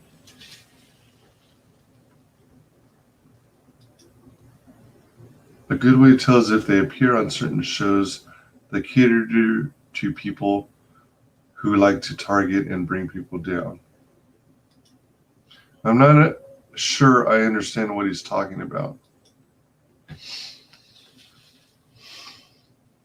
I'm not exactly certain, but I think it's based on people coming across as two-faced. They say one thing, but they do another. They support some people, but are really not. Well, they put on the facade of being supportive of certain individuals, yet in reality, they're trying to get on their good graces, take advantage of them, and use their own platform against them or someone else they don't like, and try and get people to turn on each other. That's my interpretation.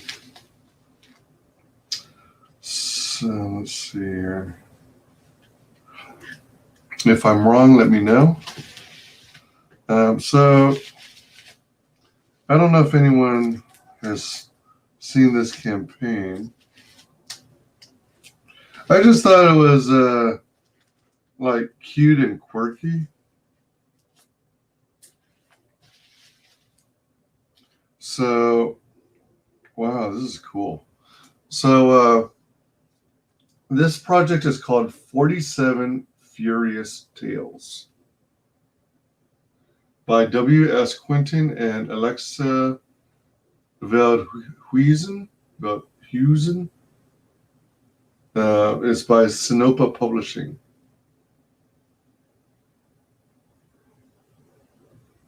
All right, so Alexia appears to be the artist because you can see not only her regular signature here, but you can see it. It's right over here. It's hard to see it out of my camera right now, especially at this angle. But yeah, it looks like Alexia is the artist. W.S. Quinton, I gather, is the writer. And then, all right, so you got this cover. And then you've got this one right here.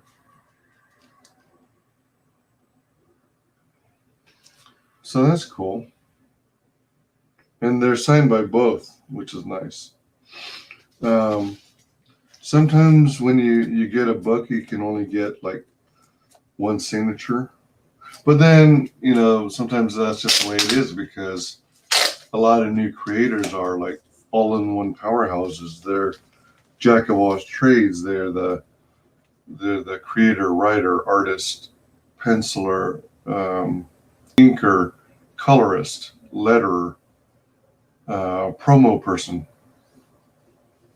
Ooh, that's that. Oh man, I think this is what they call satin finish. It's smooth and soft at the same time. It's got kind of a matte finish to it. And I think the signatures are in Sharpie marker. And is that the same size? I think it's about the size of a traditional Western comic book, dimensions-wise.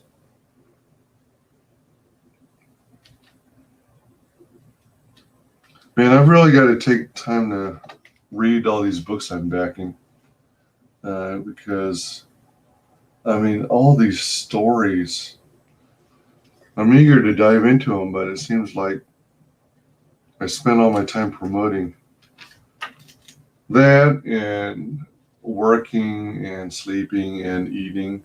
Maybe if I cut back some of my eating, I can make more time for reading.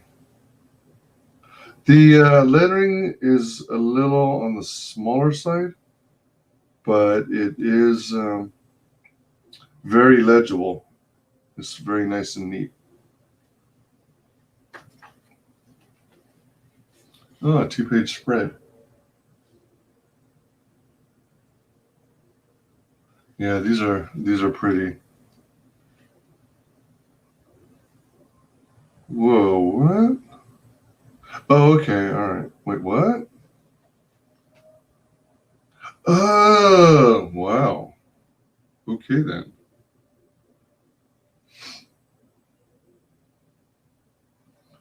Deeply rooted tree, I must leave you behind. Scent lingers with me. Deeply rooted tree, I must leave you behind. I must leave you behind. Scent lingers with me. It's almost, oh gosh, what is it called? It's almost a haiku. It's almost a haiku. That's 5 syllables. A haiku has 7 syllables in the middle and then 5 at the bottom. It's got the top and bottom right, nailed, but I only counted 6 syllables for the middle. I must leave you behind. 6. I wonder if it was intended to be a haiku. Because if it is, then they're off by 1 syllable. Yeah, it looks pretty cool. It looks pretty cool. Let's see. So it's called 47 Furious Tales. You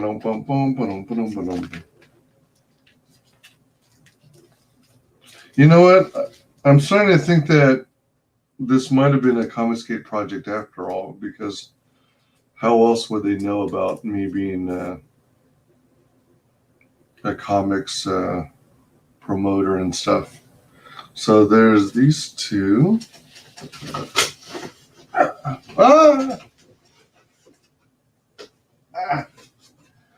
There, the box, the Gemini mailer I have laying down here. It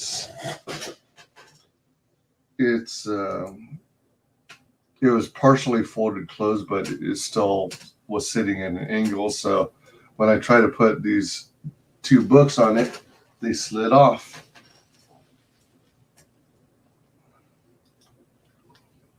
Why do I feel like I'll find out eventually and it's going to be annoying?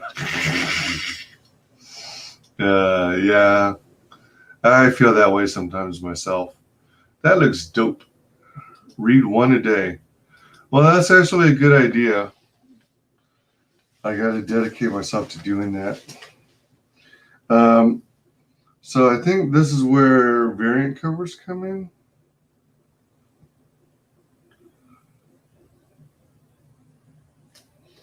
What's interesting is it has some lettering on it. It's got the graphics, but it doesn't say like issue 1 or 2 or whatever that I can see here.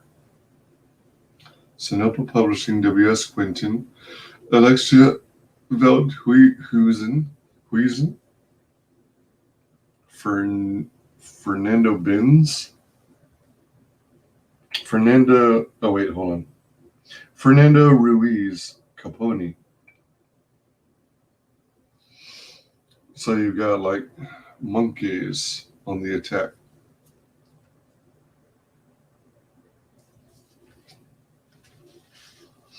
Then we've got this one, which is number 2. So I'm guessing the other one is number 1.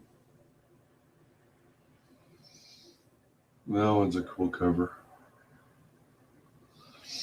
You got the sword right in your face.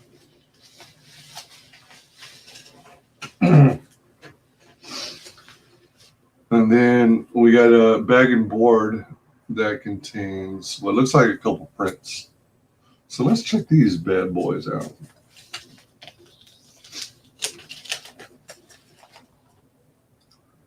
I have no idea what or who he was talking about. I think I have an idea, but I'm not going to name names. Let's see. Wow. All right, so these are prints. And they've also got that kind of satin finish that the books have.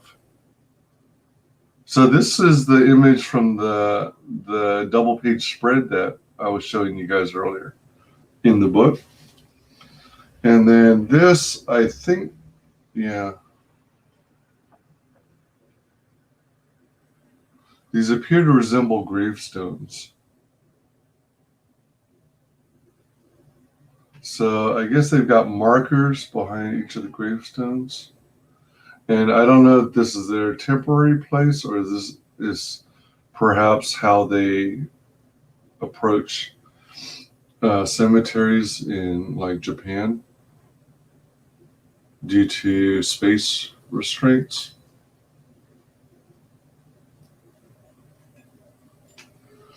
And then the back sides of these prints are blank.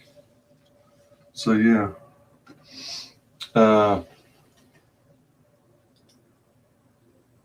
Timothy says neither am I guess in terms of not divulging names. Nice. I'm sorry I brought that up. My fault. Hey, no biggie. I don't mind.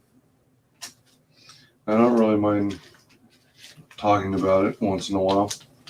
I try not to dwell on that stuff because sometimes it's such a hard task trying to figure out who's telling the truth and who's telling lies that, you know, you could be going down the wrong path and have it all wrong and end up accusing or blaming the wrong person.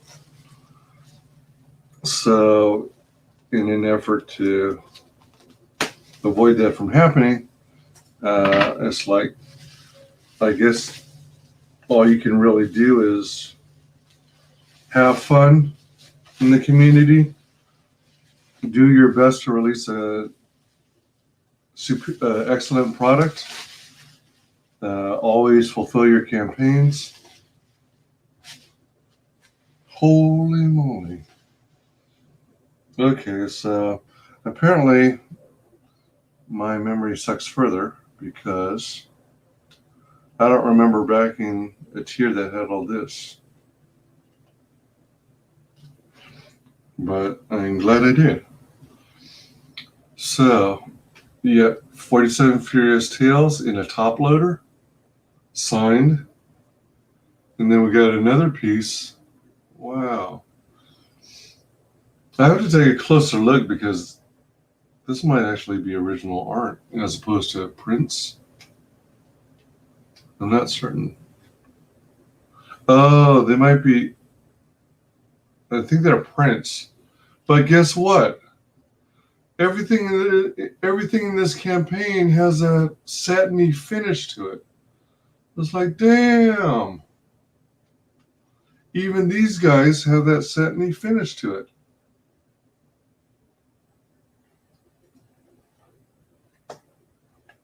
I'm just trying to see if there's anything in the middle of these things. I guess I was looking at shadows.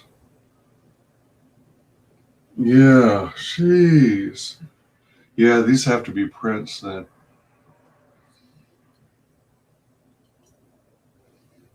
Feels almost like original art. Well, I mean, that doesn't make sense. It looks like original art.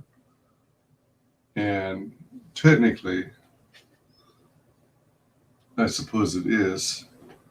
It's just that, oh man, these things are big. These have to be 11 by 17. So the images we saw earlier, these are the, like the covers. These are like the covers, aren't they? Of the books. And they all have that satiny finish, satiny velvety finish. Nice.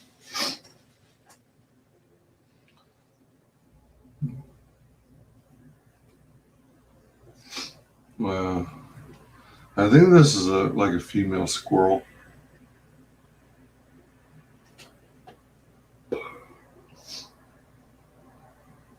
Nice stuff.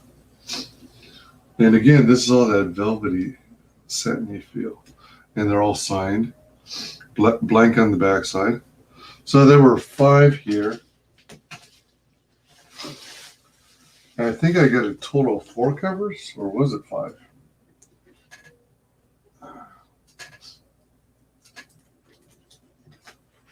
Oh, 5. All right.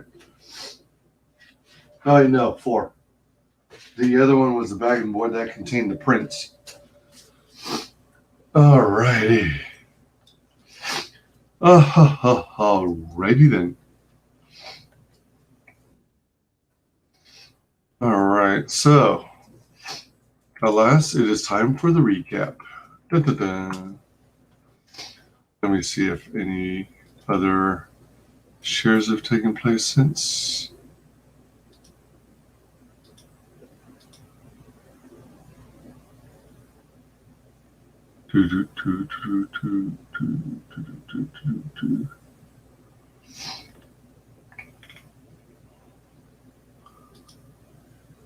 All right.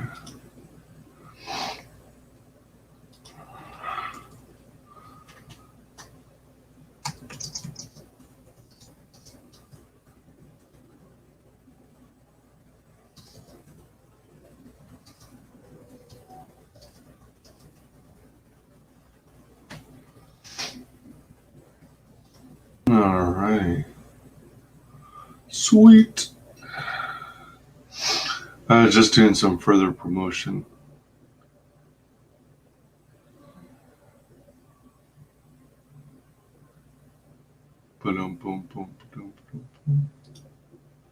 All right.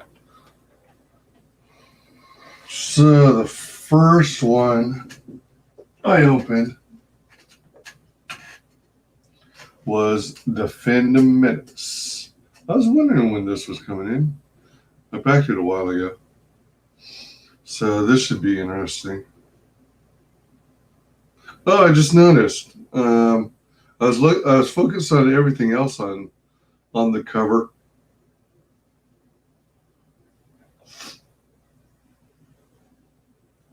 Oh, that's part of Mecha Random's scenery, her background. I think that's a plushy frog, and that's her guitar. Okay. Right behind it is a bag of woke secret popcorn instead of pop secret. So Fandom Menace, Volume 1. The fandom betrayed. So look how big the writing is. Sweet. Easier on the eyes for people like me who are nearsighted. And came with a couple handy dandy bookmarks. Let's see. Vinny Tarnamella's City of Venus, Dead City. His social medias for Vinny on the back side of that bookmark. And then we've got Phantom Menace Volume 1. It looks like an older Luke Skywalker from a ways after, years after Return of the Jedi, holding both a red and green lightsaber. And then Simon Poitier, and an image from Tales from the Netverse. So that's sweet.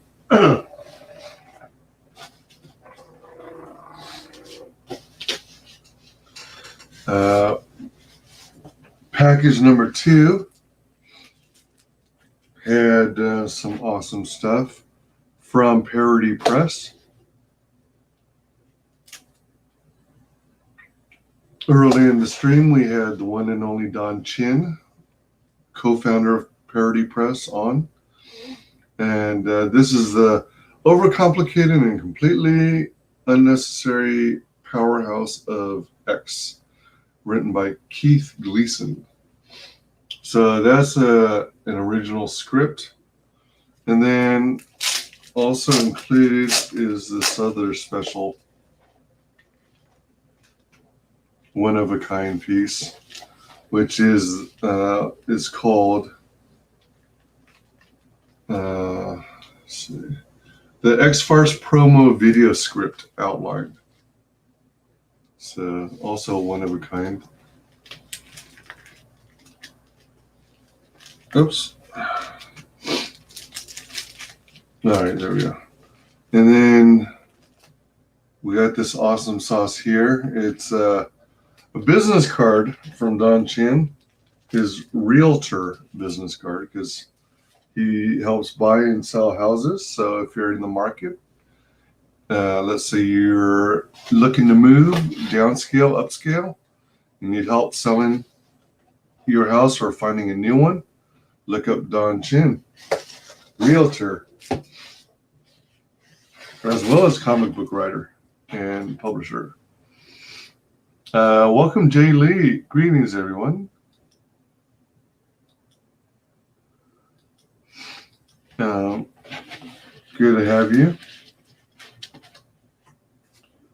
And let's move this part out of the way here.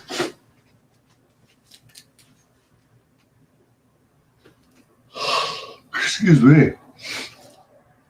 All right, so this is the X-Farce Reloaded collection. And it came with a really nice company stationery thank you letter.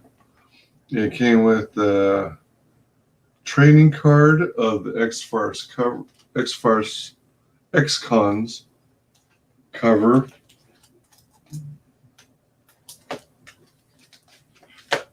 Basically, this cover, except in trading card form, and this is like a brand new condition, whereas this is intentionally designed to look a little used and worn and ratted. And they did an impressive job on that. And then we've got, let's see here. Yeah, so this is for the X-Farce Reloaded campaign.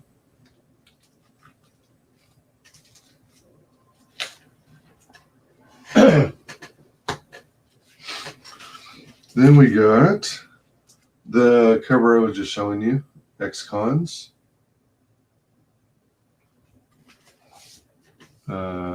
Jay Lee says, oh, doing good. Just finished doing some art for Geronimo Draw Stream, which was fun. Oh, sweet.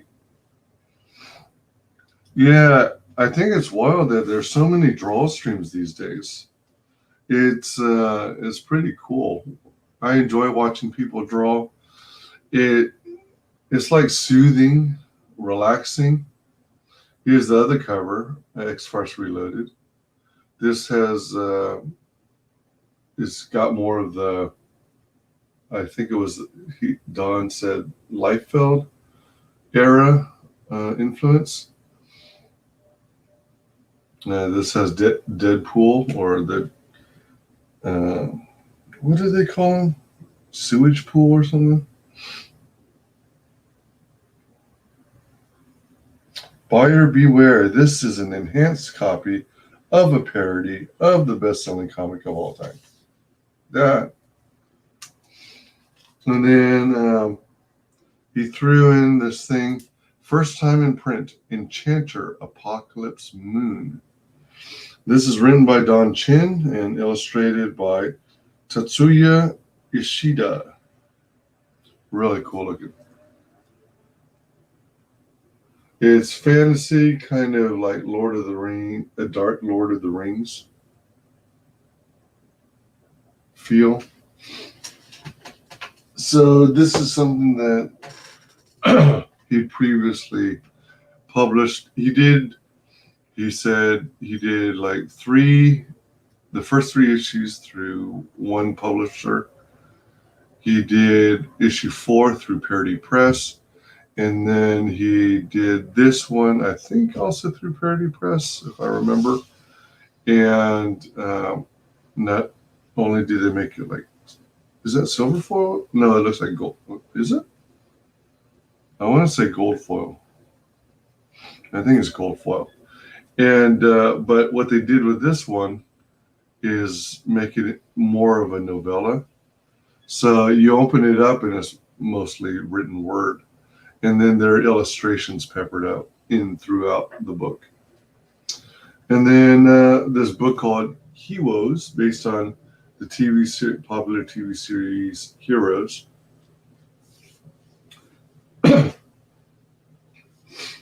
Styler strikes. Save the cheerleader. Save the... Whoops. Never mind. No one is safe.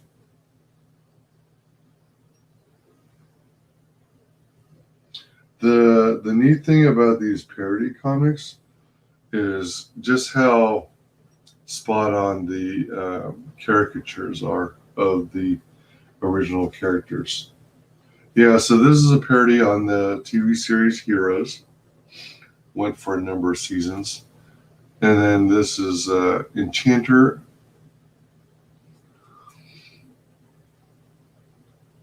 Apocalypse Moon, title that Don Chin wrote. He's thinking about bringing Enchanter back, making a comeback somehow. So that's all the parody press stuff.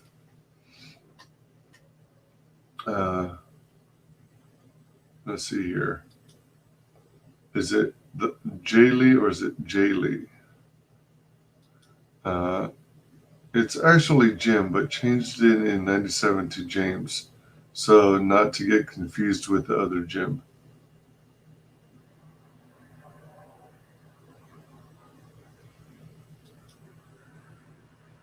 Oh.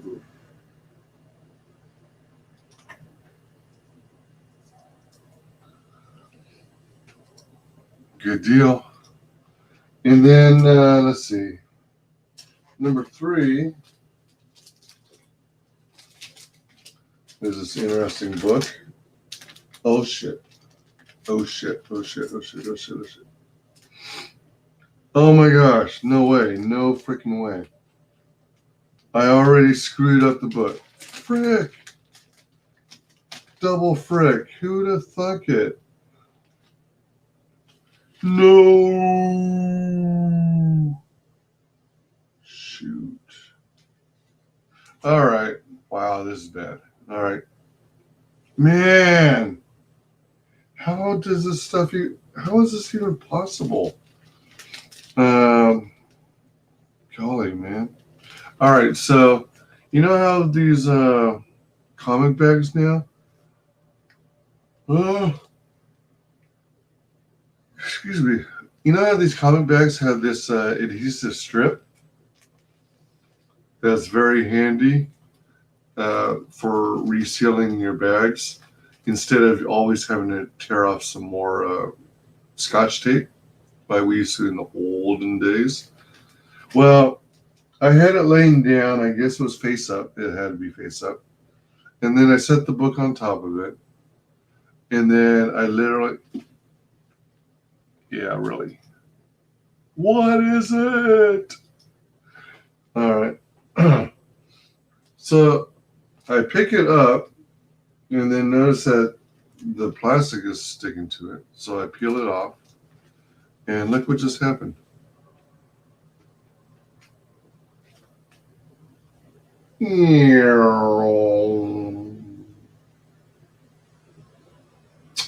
By golly, me oh my. And then look at this. I don't know if you can see it. Oh, shoot. How do I? All right. So against my shirt, maybe. Oh, hold on. You can kind of see it that way. You see this section of darkness over here? That's from the book. It actually picked up with that adhesive stuff. It pulled the ink off the book. You can see it's kind of dark. Well, I don't know if you can really see it or not. Against my skin as a backdrop or my shirt, you can kind of see it. Man, I never would have thought. So that's what it looks like now that I screwed it up. Well, I guess you can see it's meant to be read anyway. Dang it. So I guess for moral of the story, put your flat back over the adhesive part to protect yourself from accidentally screwing up your books that you just backed. So this is Inventing Incidents. I think I already dug it. Let's see. Oi. Well, it could be worse. That's true. We see it. Yep. So I think one of the things I liked about this was the story sounded intriguing. I watched the trailer. Looks pretty interesting. And it's a freaking long book, too. Looks like it's manga. Anime, manga. But, yeah. Some good imagery.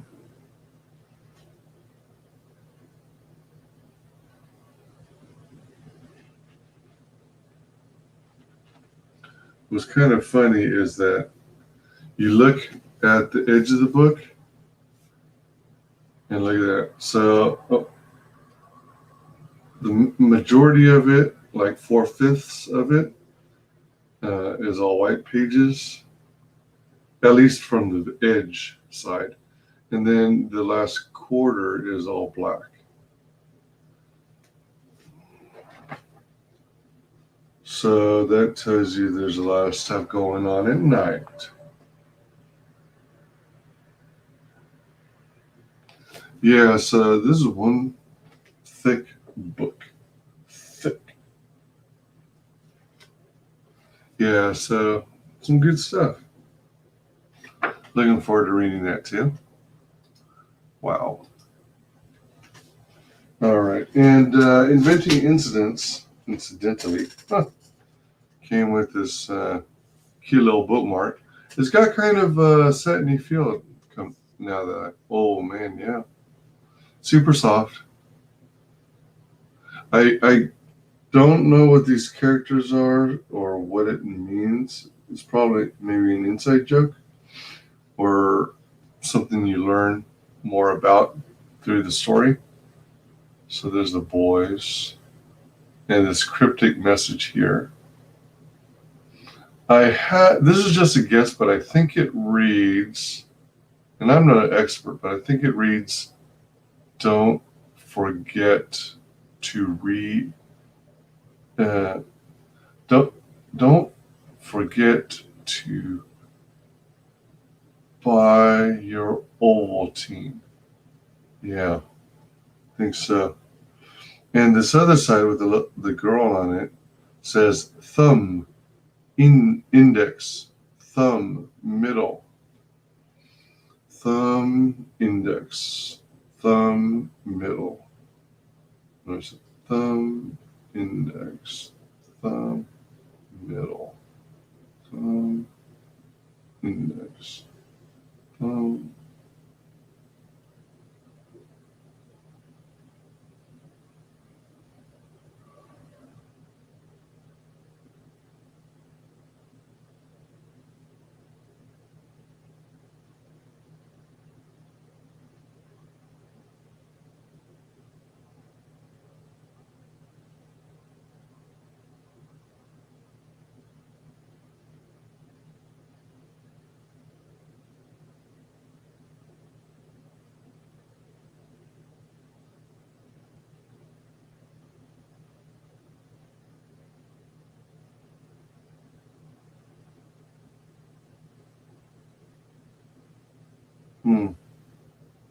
I'm just thinking of something.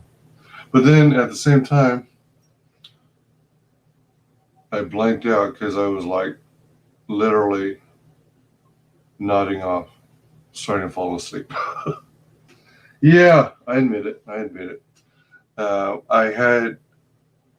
lapsed out. I was out momentarily as if falling asleep. That is a reference to Christmas Story. Which one? Oh, yeah, it is. Yeah, Buy More Ovaltine. Yeah, from the movie A Christmas Story. Yeah, he listened religiously to the Little Orphan Annie show on the radio. And he got this secret message in the mail saying, you know, such and such little orphan Annie relies on you to decipher this secret message. And then he takes out his decoder and deciphers it, and the message is in the advertisement: don't forget to drink your Ovaltine. And that's when he had that wake-up call. That is just an ad.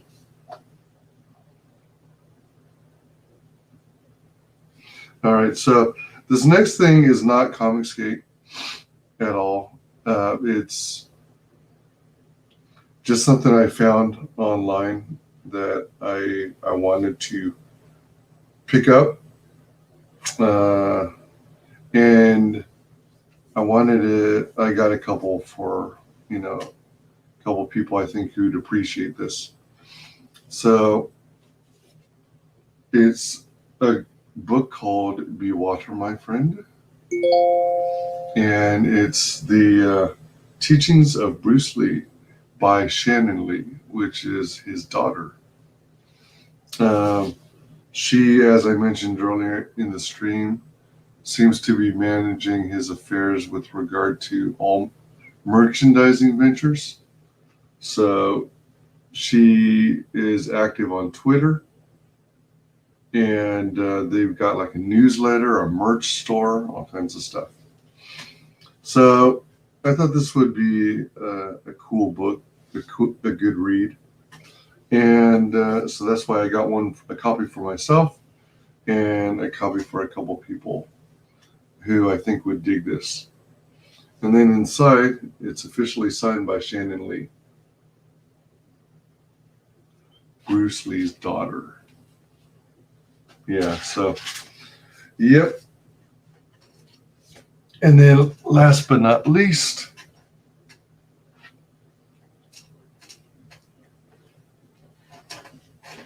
we got the sneak campaign here called 47 Furious Tales.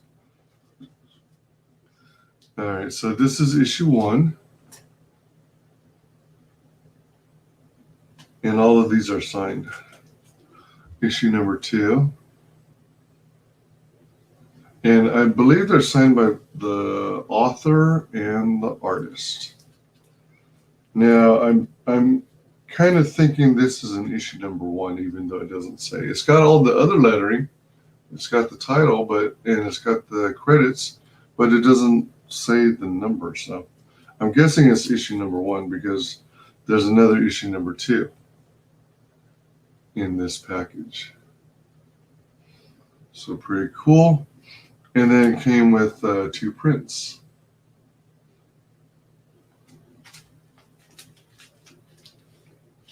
All right.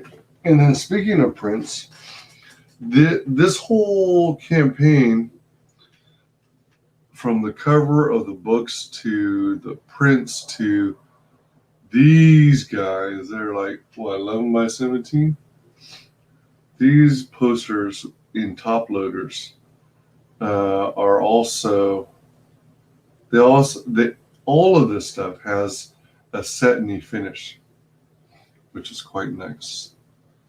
So if I remember, each of these represents a different cover of the campaign, different variant cover for the book. Then here's the one with the monkeys we caught a glimpse of earlier. Backside has this image where they got a sword right up on your face. Looks like aimed at the neck. And last but not least, the 5th one. Again, these are all like a satiny finish, 11 by 17. And I think that this is like a female squirrel. Samurai. Because look at the uniform, the weapon, the stance. And I think it's either a squirrel or a chipmunk. I'm trying to make out what this pinkish and black stuff is on the background. I don't know if it's like a rolled up blanket to take on her travels or what, or if they're supposed to be like some form of wings. I don't know. And the back sides of these are blank. So yeah, neat stuff. Yep. Those are nice. I agree. Let's see. So that's literally all the packages I got today. There's a total of 5. We already went through them all. And pretty darn exciting. I like it. So this more or less concludes this stream. I still got some upcoming streams. I'm going to be promoting more books. I think I've got somewhere between 3 and 6 more creators to promote this week, every evening after work. And then I need to squeeze in time to make a couple of I'm either going to do videos or I'll do live streams where I show 2 recent hauls of stuff I picked up from my local comic shops. So yeah, those should be fun. Or maybe I should make them into videos and then set them on Premiere to run during a certain period of time. I don't know. I just know when it comes to YouTube, at least, I need to make a lot more videos consistently and make them like 7 to 10 minutes max. Because YouTube simply doesn't like freakishly long streams.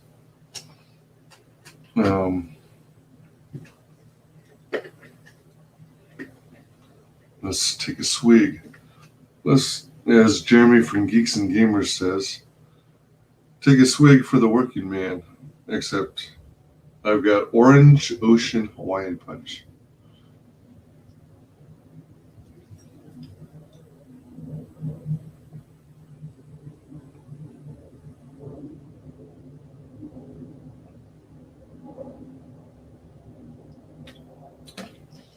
And he's usually drinking like a Yoo-hoo chocolate drink. So yeah, that concludes the stream. Thank you all for joining. It's been a pleasure. It's actually time to go to bed because my eyes are getting heavy. I saw today Orange Ocean. Oh, did you? Were you like going grocery shopping and you came across it? I've never heard of that flavor that I can remember. A friend got it for me. Well, family did. Good night. Yeah, so as usual, you can find me at the usual haunts, MeWe, Facebook, YouTube, under WyzGyzEntertainment. You can find me on Twitter at WyzGyzTweets, Twitch under WyzGyz Twitches, Parlay under WyzGyz Parlays, Instagram and TikTok, I think both under WyzGyzEntertainment. Thank you to everyone in chat. You guys are so freaking awesome. I appreciate your support, especially on these late night streams. It used to be that there were a lot of people who appreciated the late night streams and would sometimes only be available late night. But I haven't seen them pop up recently, unless they're popping in but are just real quiet and not participating in chat because they're busy doing whatever they're doing, which is awesome. Do me a favor and drop some comments down below this video once it's over, and Let me know if you got it, what your favorite item was that I showed, as well as comment on whether you received any of this stuff if you backed the same projects.